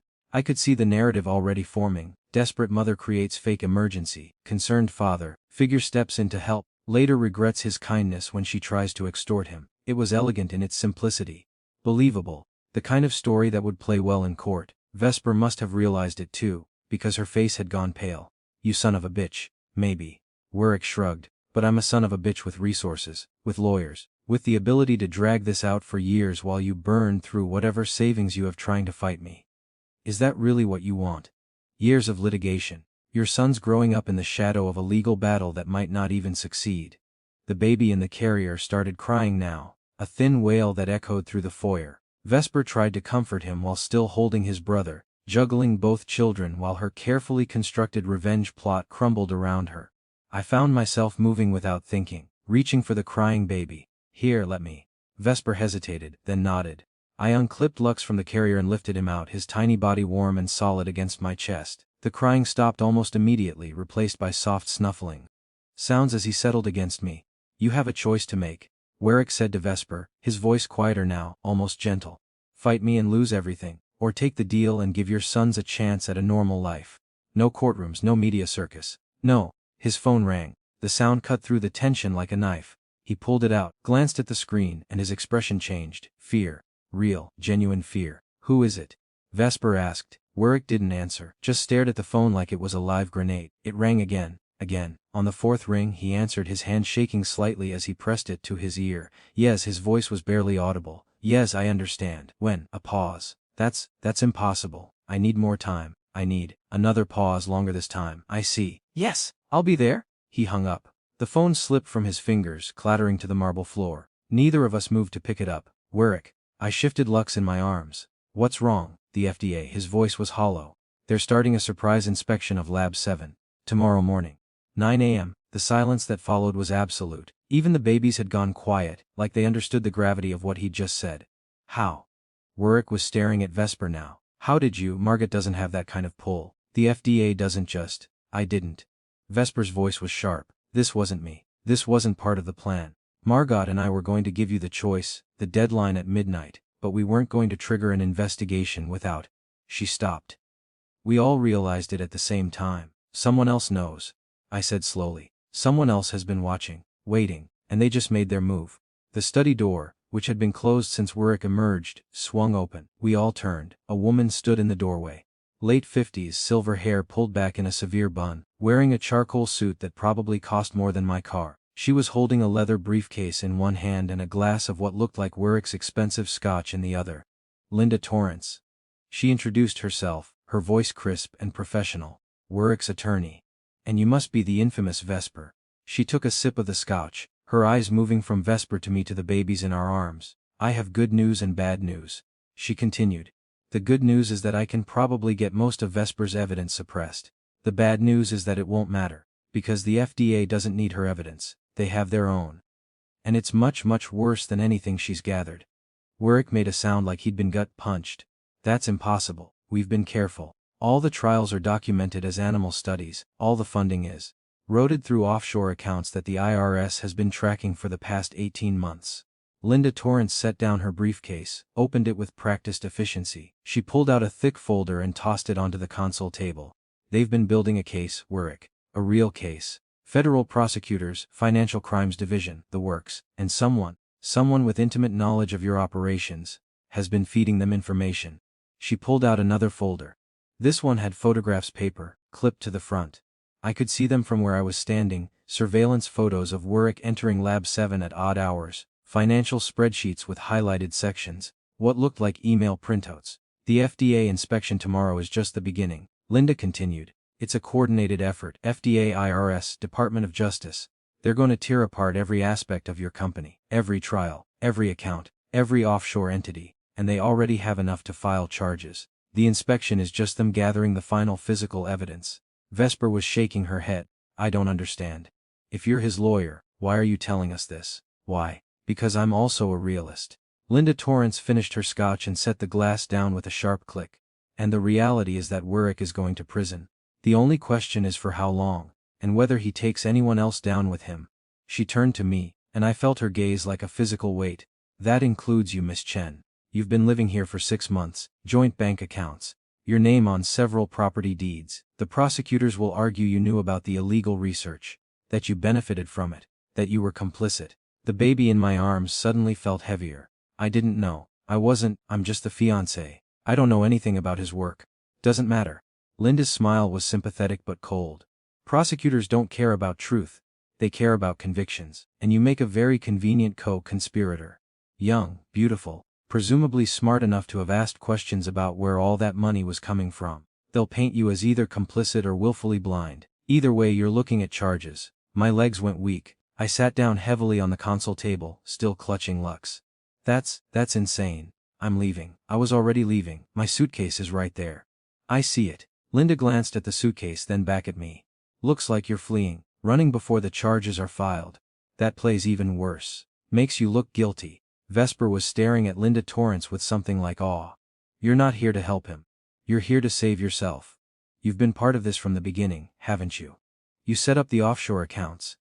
You structured the shell companies. You're complicit in everything he's done, and now you're trying to cut a deal. Linda's smile widened. Very good. I can see why Werrick found you so valuable. Yes, I've been Werrick's attorney for 12 years. Yes, I knew about the unauthorized trials. And yes, I helped structure things in ways that were, let's say, creatively compliant with regulations. But I also have very good lawyers of my own. And they've advised me that my best option is to cooperate fully with the investigation in exchange for immunity. You're turning on me. Werrick's voice was dead. After everything, after 12 years of what? Linda cut him off. Of protecting you. Of cleaning up your messes. Of putting my license and my freedom on the line every time you decided to push ethical boundaries. Yes, Werrick, I'm turning on you. Because I'm 62 years old. And I'm not spending my retirement in a federal prison. She pulled out yet another folder. How many did she have in that briefcase? And set it on the table next to the others. This is my statement to the prosecutors, she said, detailing my involvement, yes, but also making it very clear that I repeatedly advised you against certain courses of action, that I documented my concerns, that I tried to convince you to stay within legal bounds. It's not entirely true, but it's plausible enough that they'll accept it in exchange for my testimony. She turned to Vesper. Which brings me to you. The prosecutors know about your evidence. They know you've been gathering information. And they're very interested in talking to you, as a witness, not a defendant. If you're smart, you'll take that deal. Immunity in exchange for testimony. Your name stays out of the press. Your children stay with you. And you get to watch Werrick face justice without destroying yourself in the process. Vesper was quiet for a long moment, her eyes moving between Linda, Werrick, and me. Calculating, always calculating. And if I refuse, she asked, then you go down with him. Linda's voice was matter of fact. Illegal entry into a secure facility. Theft of proprietary research materials. Potentially reckless endangerment of a minor, depending on how that little stunt last night gets characterized. The prosecutors will make examples of everyone involved. No one walks away clean unless they cooperate. I was rocking Lux without realizing it, my body moving in that universal soothing motion while my mind raced. This couldn't be happening. I'd woken up yesterday morning planning my engagement party. 24 hours later, I was potentially facing federal charges as an accessory to medical fraud. What do you want from me? I heard myself ask. What do I need to do to not go to prison for something I didn't even know was happening? Linda pulled out a final folder, thinner than the others. She held it out to me. Sign this, she said. It's a cooperation agreement. You'll meet with the prosecutors, tell them everything you know, which, by your own admission, isn't much. You'll turn over any documents, emails, financial records that might be relevant, and in exchange you get immunity. No charges, no trial. You walk away from this. I took the folder with my free hand, flipped it open. The legal language was dense, impenetrable, but the basic structure was clear enough: cooperate or face prosecution. Save yourself or go down with everyone else. There's a catch, Linda continued. There's always a catch. You have to testify. If this goes to trial. When this goes to trial, you'll have to take the stand and tell the jury about your relationship with Werrick. About what you saw, what you heard, what you suspected but didn't question. I'll look like an idiot, I said quietly. Or complicit, either the world's most naive fiancé or a willing participant in fraud. Yes, Linda didn't sugarcoat it. You will, but you'll be a free idiot with no criminal record. Which is better than a smart woman in federal prison.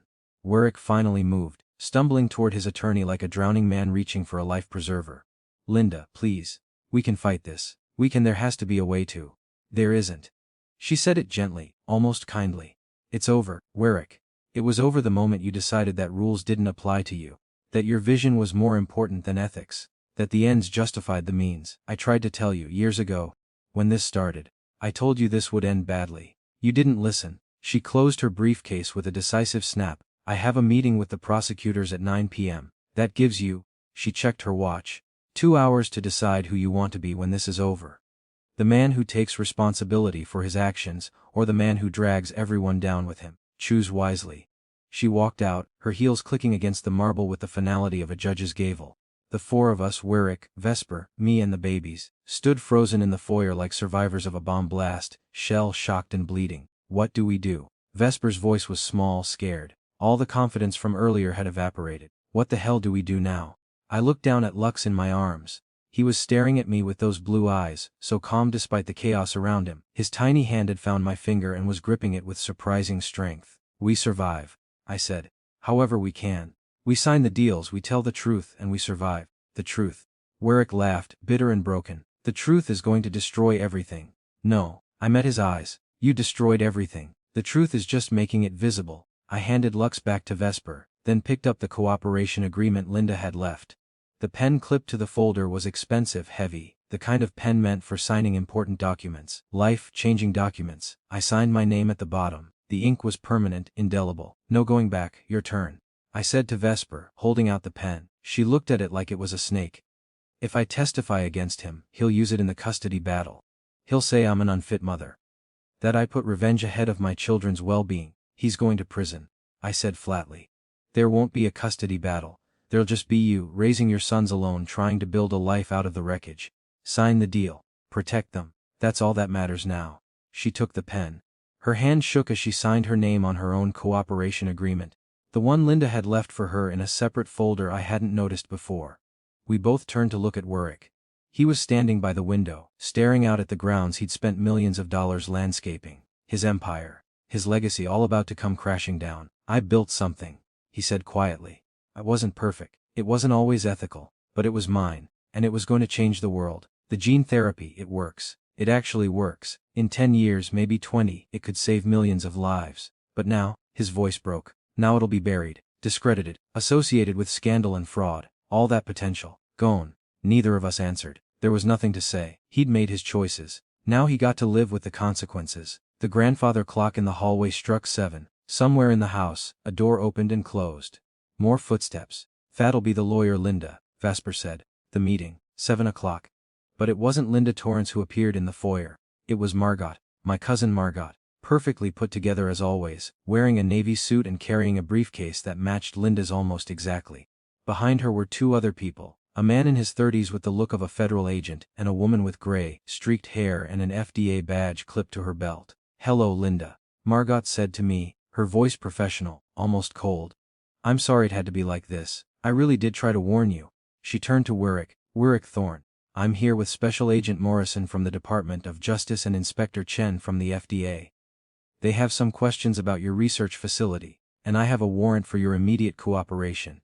She pulled out a folded document and handed it to the federal agent, who stepped forward. Mr. Thorne.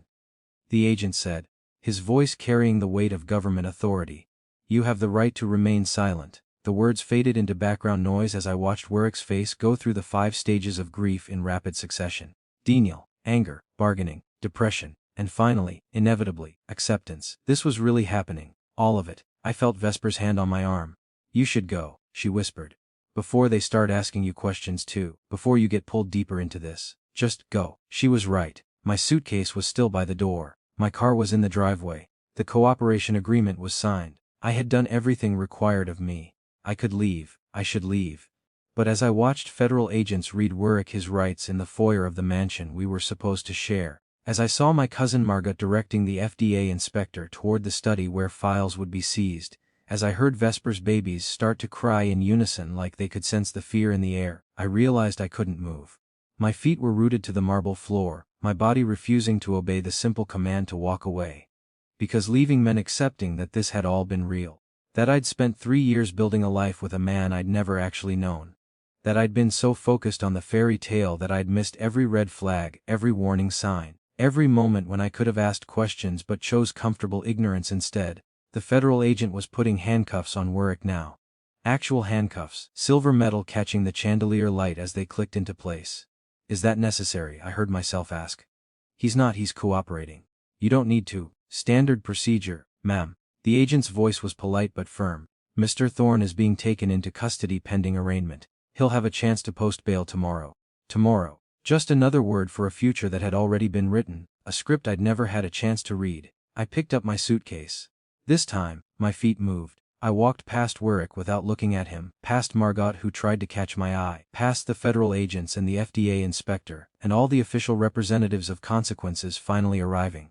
The front door was heavy, solid oak, expensive like everything else in this house. It took both hands to open it. Outside, the air was cold and sharp and real. I could smell rain coming, that specific scent of ozone and earth that meant a storm was building.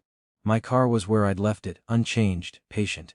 I put the suitcase in the trunk and slid behind the wheel. Through the windows of the mansion, I could see shapes moving. Margot gesturing toward the study. The federal agent talking into a radio. Vesper standing in the foyer with both babies, watching everything unfold with the exhausted satisfaction of someone whose revenge had succeeded beyond her wildest expectations. And Werrick, just visible through the study window, sitting in his expensive chair, handcuffed, defeated, the man I'd almost married, the stranger I'd never really known. I started the car and drove away. The gates closed behind me with a finality that felt like the end of everything. But as I reached the main road and rain started spattering the windshield, I realized it wasn't an ending at all. It was just the first truth in a life built on lies, and truth I was learning had a price I'd only just begun to pay. I was arranging flowers when the call came through. Not real flowers, silk ones, the expensive kind that felt almost alive under your fingers. I'd bought them at a boutique that morning, needing something beautiful and fake to fill the empty vase in Margot's guest room. My hands moved automatically. Stem, trim, position. Stem, trim, position. The scissors made soft snicking sounds with each cut, and I focused on that rhythm instead of the voice coming through my phone speaker. Mems Chen, this is Detective Hargrove with the district attorney's office. I need you to come down to the station. Now. Not tomorrow for the grand jury now. We have a situation. The silk stem I was holding bent wrong, the wire inside snapping with a pop that felt too loud. What kind of situation? The kind we don't discuss over the phone. His voice was clipped, official. How soon can you be here? I looked at the half-arranged bouquet, at the broken stem dangling from my hand. 30 minutes. 20 would be better. He hung up before I could respond. The DA's office was in a building that looked like every government facility I'd ever seen, gray, imposing. Designed to make you feel small before you even walked through the doors. Detective Hargrove met me in the lobby, his badge clipped to a belt that had seen better days. He was mid-50s, with the kind of face that had stopped showing surprise years ago. This way. He didn't offer pleasantries, just started walking toward the elevators. I followed, my heels clicking against linoleum that smelled like industrial cleaner and anxiety. We rode up in silence. 3rd floor. He led me down a hallway lined with doors that all looked identical, stopped at one marked, Interview Room C, and pushed it open. Inside, sitting at a metal table, was Vesper. But she wasn't alone.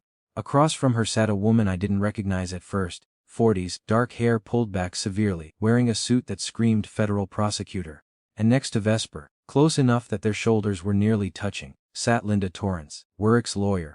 The woman who'd been systematically destroying Vesper's credibility for the past 3 days. I stopped in the doorway. What the hell is this? Sit down, Miss Chen. The prosecutor gestured to an empty chair. I'm Assistant U.S. Attorney Sarah Chen, no relation I assume. We have a problem. A big one. And you're part of it whether you like it or not. I sat slowly, my eyes moving between Vesper and Linda Torrance. Vesper wouldn't meet my gaze, just stared at her hands folded on the table, Her fingernails were bitten down to the quick raw and bleeding at the edges. 3 hours ago, Sarah Chen began. We received a communication from an anonymous source. A USB drive left in the courthouse mail slot. No note, no explanation. Just raw data. And what's on that drive? She paused, opened a laptop, turned it so I could see the screen. What's on that drive changes everything. The screen showed a spreadsheet. Rows and rows of names, dates, dollar amounts. I squinted, trying to make sense of it. Those are payments, Sarah continued, made by Werrick Thorne to various individuals over the past 7 years. Most of them are buried in offshore accounts, shell companies, layers of financial obfuscation designed to hide the money trail. But someone spent a lot of time unraveling it, and what they found, she clicked to another tab. What they found is that Werrick wasn't just paying off families of test subjects who died. He was paying people to recruit test subjects, to find desperate, dying patients and convince them to enroll in his trials. My stomach dropped. That's illegal. That's completely illegal. Doesn't begin to cover it. Sarah's voice was hard. Some of these recruiters were doctors, oncologists, specialists who had access to terminal patients. They were getting kickbacks, substantial kickbacks, for every patient they referred to Werrick's trials. And they weren't disclosing the experimental nature of the treatment.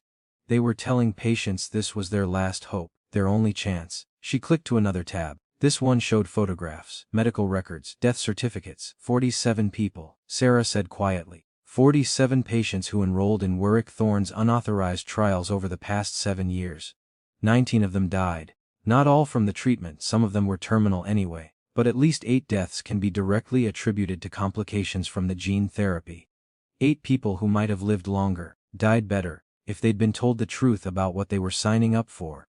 The room was spinning. I gripped the edge of the table, felt the cold metal bite into my palms. But here's where it gets complicated, Sarah continued. 3 of those recruiters, 3 of the doctors taking kickbacks. She pulled out photographs, laid them on the table one by one. They're dead. Car accident in 2023, house fire in 2024, and just last week an apparent suicide. She let that hang in the air. Vesper finally spoke, her voice barely above a whisper. You think Werrick killed them? We think someone did. Sarah leaned back in her chair. And the timing is suspicious. All 3 deaths occurred within 2 months of the federal investigation being announced. All 3 were potential witnesses who could have testified about the recruitment scheme, and all 3 died in ways that upon closer examination, show signs of, let's call it intervention. Have you ever watched your understanding of reality crack and reform into something darker? Tell me in the comments, when does coincidence become pattern? When does tragedy become murder? I was pulling at a loose thread on my sleeve, watching it unravel. Why are you telling me this? I didn't know about any recruitment scheme. I didn't know anything. We know. Sarah's voice softened slightly, but we need to understand the scope of Werrick's operation. How many people were involved? Who knew what? And more importantly, she turned to Vesper. We need to understand who sent us this data. Vesper kept staring at her hands. M's veil, Sarah prompted. The USB drive, the anonymous tip. You wouldn't happen to know anything about that, would you? Silence. Linda Torrance cleared her throat. When she spoke, her voice was measured, careful. My client declines to answer that question on the grounds that it may incriminate her. Your client. I stared at Linda, then at Vesper. Your client. You're representing Vesper now. You were destroying her credibility 3 days ago and now you're what? Switched sides. Linda's smile was thin, professional. I represent justice, Ms. Chen. And sometimes justice requires flexibility in one's allegiances. That's bullshit. I stood up, my chair scraping against the floor. You represent whoever pays you. So who's paying you now? Because last I checked, Vesper couldn't afford a lawyer who charges $400 an hour. 500. Linda corrected mildly. And you're right, Ms. Vale can't afford my services. But someone else can. Someone who has a vested interest in seeing Werrick Thorne held accountable for every crime he's committed. Not just the unauthorized trials. Not just the falsified data, but the murders, the conspiracy, the systematic corruption of medical professionals.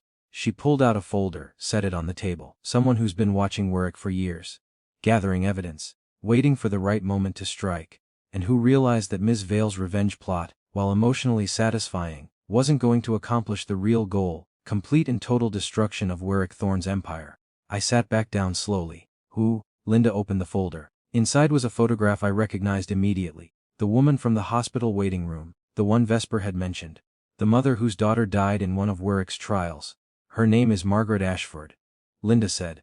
Her daughter, Emma, was 14 years old, stage 4 neuroblastoma, terminal. The oncologist Dr. Richard Strauss, one of the dead recruiters, told Margaret that there was an experimental treatment, cutting-edge gene therapy. It might not save Emma, but it could buy her time. Good time. Quality time. Margaret enrolled her daughter in the trial. She pulled out another photograph. A girl with no hair, huge eyes, a smile that tried to be brave. Emma lasted 3 weeks in the trial before her organs started failing. The gene therapy triggered a cytokine storm. Her immune system attacked her own body. She died in excruciating pain while Werrick's team scrambled to cover up what had happened.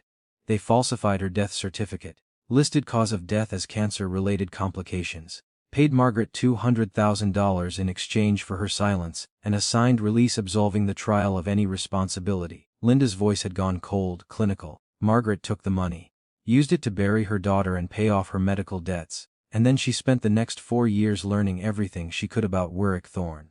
His company, his research, his network of recruiters and fixers and lawyers who helped him bury the bodies. She became an investigator. Not officially, she has no credentials, no authority. But she's very, very good at finding things people want to hide. She pulled out more documents, financial records, email chains, surveillance photos. Margaret is the one who approached me 6 months ago. Linda continued. Showed me what she'd found. Made me realize that my work for Werrick had crossed lines I'd convinced myself didn't exist. That I'd become complicit in something monstrous. She offered me a choice: continue representing a man who murders witnesses to protect his secrets, or help her bring him down properly. Thoroughly, permanently. I was processing this, trying to fit the pieces together. So you've been working against Werrick this whole time, while pretending to be his lawyer? No. Linda shook her head. I was genuinely his lawyer until 3 days ago. Until Margaret showed me proof that Werrick ordered those hits on the recruiters. Until I realized that defending him didn't just make me an accomplice to medical fraud, it made me an accessory to murder. She pulled out one final document. A recording device. Small, digital, professional grade. This is a conversation between Werrick and a man named Victor Reese, former military contractor, currently on the FBI's watch list for suspected involvement in several contract killings. The conversation took place 2 weeks before Dr. Strauss died in that car accident. In it, Werrick discusses loose ends that need to be tied up before the investigation goes too far. He transfers $50,000 to an offshore account Reese controls. 1 week later, Strauss's car veers off a bridge. No witnesses. Police rule it an accident. Sarah Chen leaned forward. That recording, where did you get it? From Margaret Ashford. Linda met her eyes. Who got it? From a source inside Werrick's organization. Someone who's been feeding her information for years. Someone who wants Werrick to pay for everything. Not just the medical crimes. All of it. The room went quiet. I could hear the fluorescent lights humming overhead, a sound like insects trapped in glass. Who? I asked. Who's the source? Linda and Vesper exchanged a look. Something passed between them, an understanding, a shared secret. That, Linda said carefully, is information we're not prepared to disclose, even to the prosecution. Because if Werrick finds out who's been betraying him, that person becomes the next accident, the next fire, the next suicide. Sarah Chen's jaw tightened. You're asking me to build a murder case on evidence from an anonymous source. That'll never hold up in court. Any defense attorney worth their salt will have a hard time explaining the financial records. Linda interrupted. The offshore transfers. The phone logs showing Werrick called Reese repeatedly before each suspicious death. The pattern of witness elimination that coincides perfectly with the investigation timeline. Margaret's source didn't give us hearsay. They gave us documents. Hard evidence. The kind that doesn't need a witness to testify because it speaks for itself. I was folding a piece of paper I'd found on the table. Some old memo someone had left behind. Fold in half, fold in quarters, smooth the edges. My hands needed something to do while my brain tried to catch up. Why am I here? I asked. What does any of this have to do with me? Sarah turned to face me fully. Because you're still on the witness list for tomorrow's grand jury hearing. And what you testify to, what you say about Werrick, about your relationship, about what you knew, that's going to shape how the jury perceives him. Right now he's a brilliant scientist who made some questionable ethical choices. But if we can prove he's also a killer, someone who murdered witnesses to cover up his crimes, that changes everything. That's not white-collar crime anymore. That's organized criminal activity. That's life in prison without parole. She pulled out a new set of documents, slid them across to me. These are amended questions for tomorrow's hearing.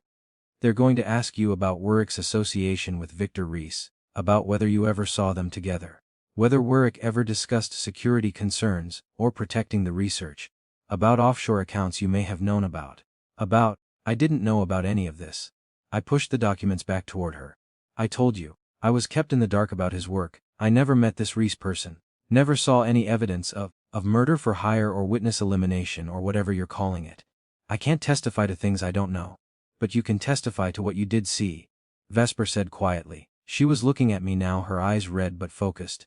You saw Werrick's second phone. The one he kept for emergencies. You saw him take calls at odd hours and disappear into his study for private conversations. You saw him come home stressed, paranoid, checking over his shoulder like he thought he was being followed. I started to shake my head, but she kept talking. December 18th. 2 months ago. We were all at that charity gala together, remember? Werrick got a call midway through dinner. He left the table, was gone for 20 minutes. When he came back he was pale, shaking. He made an excuse about food poisoning and we left early. You drove him home while I took a cab. What did he say in the car? Did he mention what the call was about? I remembered that night. Remembered Werrick sitting in the passenger seat, staring out the window, his jaw clenched so tight I could see the muscle jumping. I'd asked him what was wrong. He said someone was threatening to go public, that they had information that could destroy everything. The memory came back sharp and clear. I asked who.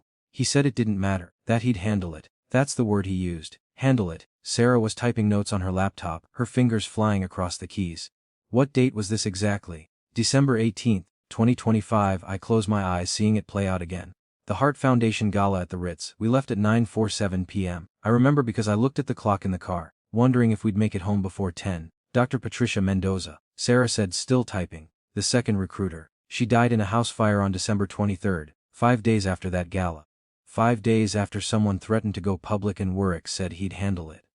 The paper I'd been folding tore in half. I stared at the pieces in my hands like I didn't recognize them. I didn't know, I whispered. I swear to God I didn't know he meant. I thought he was talking about lawyers, legal threats, not murder. Linda finished. None of us knew. That's how he operated. Compartmentalized everything. Kept everyone in the dark about the full scope. I thought I was just helping him structure his finances. Vesper thought she was just assisting with research. You thought you were just engaged to a brilliant, driven man who worked too hard. We were all accomplices to crimes we didn't fully understand until it was too late. She stood, walked to the window, stared out at the city below. Margaret Ashford understood that. She understood that Werrick built an empire on other people's willful ignorance. On our ability to not ask questions. To not connect dots. To cash the checks and accept the explanations and never, ever look too closely at what was happening in the shadows. The room felt smaller now, the walls pressing in. I could hear my own breathing, shallow and quick. Tomorrow, Sarah said. You're going to testify. You're going to tell the grand jury about that conversation in the car. About Werrick's second phone. About all the little things you noticed but dismissed. And then we're going to present them with evidence of 3 dead recruiters, of financial transfers to a known killer, of a pattern of witness elimination. And we're going to ask them to indict Werrick Thorne not just for medical fraud, but for conspiracy to commit murder. She closed her laptop with a decisive click. And Ms. Vale. Sarah turned to Vesper. You're going to testify too. Immunity deal still stands, but we need you to explain how you got access to Werrick's files. How you knew about the unauthorized trials. How someone as junior as you were had the knowledge to fabricate medical records convincing enough to fool Werrick himself. Vesper's hands were shaking now. If I testify about that, I have to reveal that you weren't working alone. Linda finished. That someone inside Werrick's organization has been helping you from the beginning. Feeding you information, giving you access codes, teaching you how to navigate his security systems. She turned from the window, faced all of us. Margaret Ashford's source, she said, the anonymous insider. They're willing to come forward. To testify, to put a face and name to all these documents and recordings. But only if we can guarantee their safety. Only if we can prove that Werrick is going to prison for long enough that he can't reach them. That's why this has to be about murder, not just fraud, because fraud gets you 10 years with possibility of parole. Murder gets you life. Who is it? I asked again. Who's been helping you? The door opened before anyone could answer. A man walked in, tall, early 60s, wearing a suit that had seen better years. He had kind eyes and hands that shook slightly, like he had Parkinson's or just too much caffeine. Hello, Linda, he said to me. I'm sorry we're meeting like this. I'd hoped a lot of things that didn't come true. I stared at him, my brain refusing to process what I was seeing. Dad, my father smiled sadly. Hello, sweetheart, I think we need to talk about Werrick, about the past 7 years, about why I've been working as his head of security while secretly documenting every illegal thing he's ever done. The world tilted sideways. Outside, rain started to fall. And in a federal detention center downtown, Werrick Thorne had no idea that the people he'd trusted most had been building his cage for years. Waiting for the perfect moment to close the door. That moment had finally arrived. I was polishing a nameplate when they brought Werrick into the courtroom. Not his nameplate, my father's. The one that had sat on his desk at Thorne Industries for 7 years, engraved with the title, Director of Security. Marcus Chen. I'd found it in a box of his things that morning, tarnished and forgotten, and I couldn't stop rubbing at it with my sleeve, trying to make the brass shine again. Rub, breathe, repeat. The motion kept my hands from shaking as I watched them lead Werrick to the defendant's table in shackles. He looked smaller than I remembered. Present orange instead of Italian suits, no product in his hair. The fluorescent courtroom lighting made his skin look gray papery, like something already dead. But his eyes, those glacial blue eyes that Caspian and Lux had inherited, were still sharp, still calculating, still searching the gallery for allies, leverage, escape routes that didn't exist. His gaze found me in the third row. Held. I watched him register my presence, then my father sitting beside me, then Vesper 3 rows back with Eleanor Thorne, his own mother, and the twins sleeping in their stroller. The confusion on his face was almost comical. Almost. Al Rise, the Honorable Judge Patricia Martinez presiding. We stood. The nameplate slipped from my fingers, clattering to the floor with a sound like a gunshot. No one turned. Everyone was watching the judge, a woman in her 50s with steel, gray hair and reading glasses that made her look perpetually skeptical. She'd seen everything in her 30 years on the bench. Nothing surprised her anymore. Mr. Thorne. Her voice carried the weight of every decision she'd ever had to make. You've been charged with 47 counts of unlawful human experimentation, 19 counts of negligent homicide, 8 counts of involuntary manslaughter, conspiracy to commit murder, obstruction of justice, witness tampering, and approximately 200 counts of various financial crimes. How do you plead? Werrick's lawyer stood, not Linda Torrance, who was sitting in the gallery beside Margaret Ashford, but some new attorney from a firm I didn't recognize. Young, probably pro bono because Werrick's assets had been frozen pending trial. Not guilty, Your Honor. On all counts. The judge nodded like she'd expected nothing else. The prosecution may present its opening statement. Sarah Chen rose, her movements deliberate, controlled. She walked to the center of the courtroom, and I noticed she was carrying a photograph. Large, 8 by 10. She set it on an easel facing the jury. Emma Ashford, 14 years old, bald from chemotherapy, smiling despite everything. This is what we're really here about, Sarah said. Not corporate fraud, not financial crimes, not even medical malpractice, though there's plenty of that. We're here because Emma Ashford believed in miracles. Because her mother believed in hope. Because a doctor they trusted told them there was a chance, one last chance, and that belief, that hope, killed her. She pulled out another photograph, another child, then another. Then another. 8 photographs total, arranged in a row on the easel. 8 children who'd enrolled in Werrick's trials. 8 children who'd died. The defense is going to tell you this was tragedy, not crime. That Mr. Thorne was trying to save these children. That scientific progress requires risk. That he had good intentions. Sarah's voice hardened. But intention doesn't matter when you lie, when you falsify data. When you pay doctors kickbacks to recruit dying patients without disclosing that your treatment hasn't been tested. Hasn't been approved. Might kill them faster than the cancer would have. She pulled out a document, held it up for the jury to see. This is the consent form Emma Ashford's mother signed. It says the gene therapy had shown promising results in clinical trials. It says the risks were minimal and manageable. It says participants would receive the highest standard of medical care. Sarah set it down, picked up another document. This is the actual trial data. The data Mr. Thorne's team generated but never disclosed. It shows that in animal trials, 60% of subjects experienced organ failure, 40% died within 3 weeks. The gene therapy didn't just fail to cure cancer, it actively accelerated death. She let that sink in.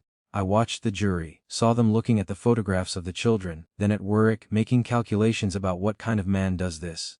But Mr. Thorne wasn't just negligent, Sarah continued. He wasn't just a scientist who made bad decisions. He was a businessman protecting an investment, and when people threatened to expose what he'd done, when doctors who'd recruited patients for him developed consciences, he eliminated them.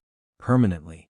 She pulled out 3 new photographs. Dr. Richard Strauss, Dr. Patricia Mendoza, Dr. James Coe, the dead recruiter's car accident, house fire, suicide. Sarah pointed to each photograph in turn. Al, within 2 months of this investigation beginning.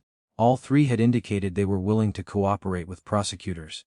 All 3 died before they could testify. The defense will call this coincidence. But coincidence doesn't transfer $50,000 to a contract killer's offshore account. Coincidence doesn't make 3 separate phone calls to that same killer in the weeks before each death. Coincidence doesn't say handle it when someone threatens to go public. She turned to look at Werrick directly. The evidence will show that Werrick Thorne didn't just kill 8 children through negligence. He murdered 3 witnesses to cover it up, and he would have murdered more, including his own security director, if we hadn't stopped him first. My father's hand found mine, squeezed. His palms were sweating, shaking worse than before. Stage 4 Parkinson's, the doctors had finally confirmed last week. Tremors he'd been hiding for 2 years while he documented every meeting, every phone call, every incriminating conversation Werrick thought was private. Your Honor, Sarah said, the prosecution calls Marcus Chen.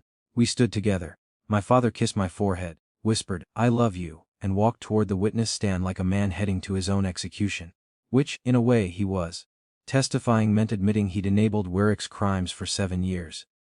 Meant accepting that his own daughter had nearly married a monster, because he'd been too deep undercover to warn her. Have you ever watched your father destroy himself to save you? Tell me in the comments, when does protection become its own kind of prison? When does doing the right thing require sacrificing everything you've built? The bailiff swore him in. Sarah approached, her expression gentle but unyielding. Mr. Chen, you worked as Director of Security for Thorne Industries from 2019 to 2026, is that correct? Yes. My father's voice was steady despite the tremor in his hands. And during that time, what were your responsibilities? Physical security of the facilities, background checks on employees, monitoring access to restricted areas, and, he paused, and ensuring that sensitive information remained confidential. By sensitive you mean illegal. Objection. Werrick's lawyer stood, leading the witness. Sustained. Judge Martinez looked at Sarah. Rephrase, Mr. Chen, in your role as security director, did you become aware of unauthorized activities taking place at Thorne Industries? Yes. When did you first become aware? My father took a breath. February 2019. 3 months after I was hired. I was conducting a routine security check of Lab 7 and found medical equipment that wasn't listed on any inventory. Incubators, centrifuges. Equipment for handling human tissue samples. When I asked Mr. Thorne about it, he told me it was for animal research. FDA-approved protocols. But the quantities didn't match. And then I saw the freezer. What was in the freezer? Chen. Human embryos, dozens of them, all labeled with codes instead of names, all marked as experimental stock. His voice cracked slightly. I knew then that whatever was happening in that lab wasn't being reported to any oversight board. Sarah pulled out a photograph, showed it to my father. Is this the freezer you observed, Wes? She entered it into evidence, then continued. What did you do with this information? I documented it, took photographs, made notes. And then I called my contact at the FBI. The courtroom went quiet. Even Werrick's lawyer looked surprised. You were working as an FBI informant? Sarah asked. Not initially. My father's hands gripped the witness stand. I was hired by Margaret Ashford, Emma's mother. She'd been investigating Thorne Industries privately, trying to understand what killed her daughter. She needed someone inside, someone with access, someone Werrick would trust. He looked at Werrick then, and I saw something terrible in his expression. Pity. I applied for the security position using a false resume. References Margaret helped me fabricate. I had no actual security experience. I was an accountant before this. But I was good at seeming competent. And Werrick needed someone loyal, someone who wouldn't ask questions. So he hired me. Sarah nodded. And over the next 7 years, what did you document? Everything. My father pulled a small notebook from his jacket pocket. The bailiff stepped forward, but Sarah waved him back. Every unauthorized trial, every falsified report, every payment to recruiters, every offshore transfer. I installed cameras in Werrick's private office, recorded his phone calls, copied files from his personal computer. I became exactly what he thought I was, his most trusted employee, the man who protected his secrets. Except I was protecting them by preserving them as evidence. Did Mr. Thorne ever suspect you? No. My father's voice was bitter. He was too arrogant. Too convinced that loyalty could be bought. He paid me well, gave me access to everything, treated me like family. And he stopped. I let my own daughter get engaged to him. Watched her fall in love with a monster. Because breaking cover would have meant losing all the evidence. Meant those 8 children died for nothing. I was crying now, silent tears running down my face. My father wouldn't look at me. Couldn't. On December 18, 2025, Sarah said, what happened? Dr. Mendoza called Werrick during the charity gala. Said she was going to the FBI. That she couldn't live with what they'd done. Werrick left the table. Called Victor Reese from the parking lot. I was following at a distance. I always followed when he took private calls. I heard him say we have a problem that needs to disappear.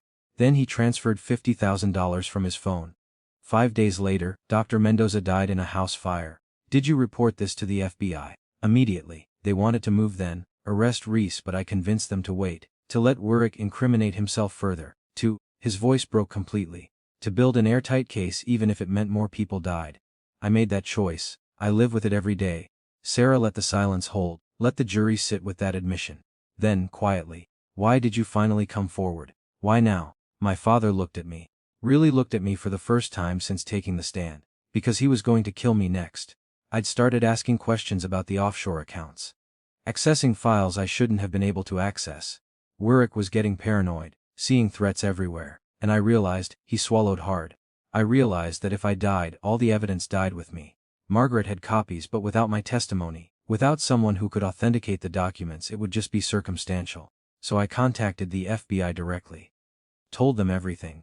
And then I told my daughter who I really was. He looked at Werrick.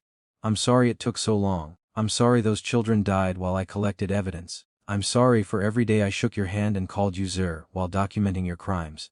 But I'm not sorry you're in that cage. You built it yourself. Brick by brick. Body by body. I just made sure the door locked behind you. Sarah thanked him, sat down. Werrick's lawyer stood for cross-examination, but what was there to say?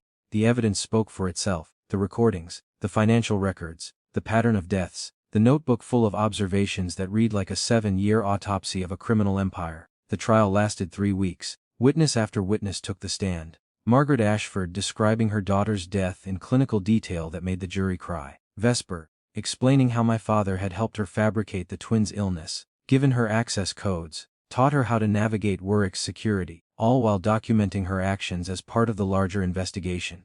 Linda Torrance, detailing every illegal financial structure she'd built at Werrick's direction, every offshore account, every shell company designed to hide blood money, and me. On the stand for 6 hours describing 3 years of willful blindness, every ignored red flag, every convenient explanation I'd accepted, every moment I chose not to see what was right in front of me, because seeing meant losing the fairy tale I'd built. Did you love him? Sarah asked during my testimony. I thought about that. Really thought about it. I loved who I thought he was, I said finally. The brilliant scientist. The visionary. The man who was going to change the world. But that person never existed. He was just a story Werrick told well enough that I believed it. So no, I didn't love him. I loved a fiction. And I'm still mourning what I lost even though it was never real to begin with. The verdict came back on a Tuesday. Guilty on all counts. The jury deliberated for 40 minutes. Sentencing was 3 months later. I was folding laundry in my new apartment, a tiny 1-bedroom across town, as far from Werrick's mansion as I could get, when Margot called. Life without parole, she said. Plus 4 consecutive life sentences. He'll die in prison, Linda. He'll never see daylight again. I set down the shirt I was folding. Felt nothing. No satisfaction. No relief. Just exhaustion. And my father. Immunity stands. He's technically a federal witness, not a defendant. He'll probably write a book about it. Retire somewhere quiet. The Parkinson's is getting worse. He has maybe 5 good years left. But he'll spend them free. Good. I meant it. Whatever my father had done, whoever he'd pretended to be, he'd ultimately chosen truth over comfort. That had to count for something. What about you? Margaret asked. What are you going to do now? I looked around my small apartment, at the life I was building from scratch. New job at a nonprofit far from tech and billion-dollar empires. New name legally changed, Linda Vale now, not Chen. A fresh start that felt earned through fire. I'm going to live, I said, quite boringly. Without billion-dollar criminals or grand jury hearings or moral compromises, I'm going to be okay with being ordinary. That doesn't sound boring, Margaret said softly. That sounds like wisdom. We hung up. I finished folding laundry, made dinner, watched the news, which barely mentioned Werrick's sentencing. He'd already become old news, replaced by the next scandal, the next fallen empire. My phone buzzed. A text from an unknown number. Thank you for testifying, for telling the truth. The twins are with me now, full custody. Eleanor stepped aside once the murder charges stuck. We're leaving the city, new names, new life. You gave us that. I stared at the message for a long time, then deleted it. Vesper and I had both been Werrick's victims and his accomplices, his lovers and his enemies. There was nothing more to say. 3 weeks later, I visited my father in the hospice. The Parkinson's had accelerated, the stress of the trial destroying what was left of his nervous system. He was in a wheelchair now, hands shaking so badly he couldn't hold a pen. Hey Dad.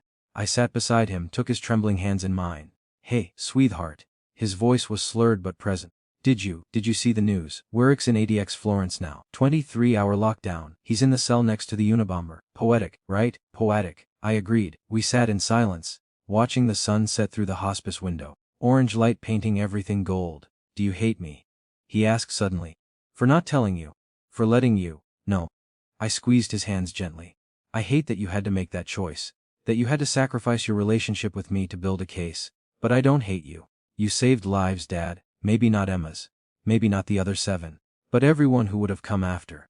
Everyone Werrick would have killed to protect his empire. You stopped that.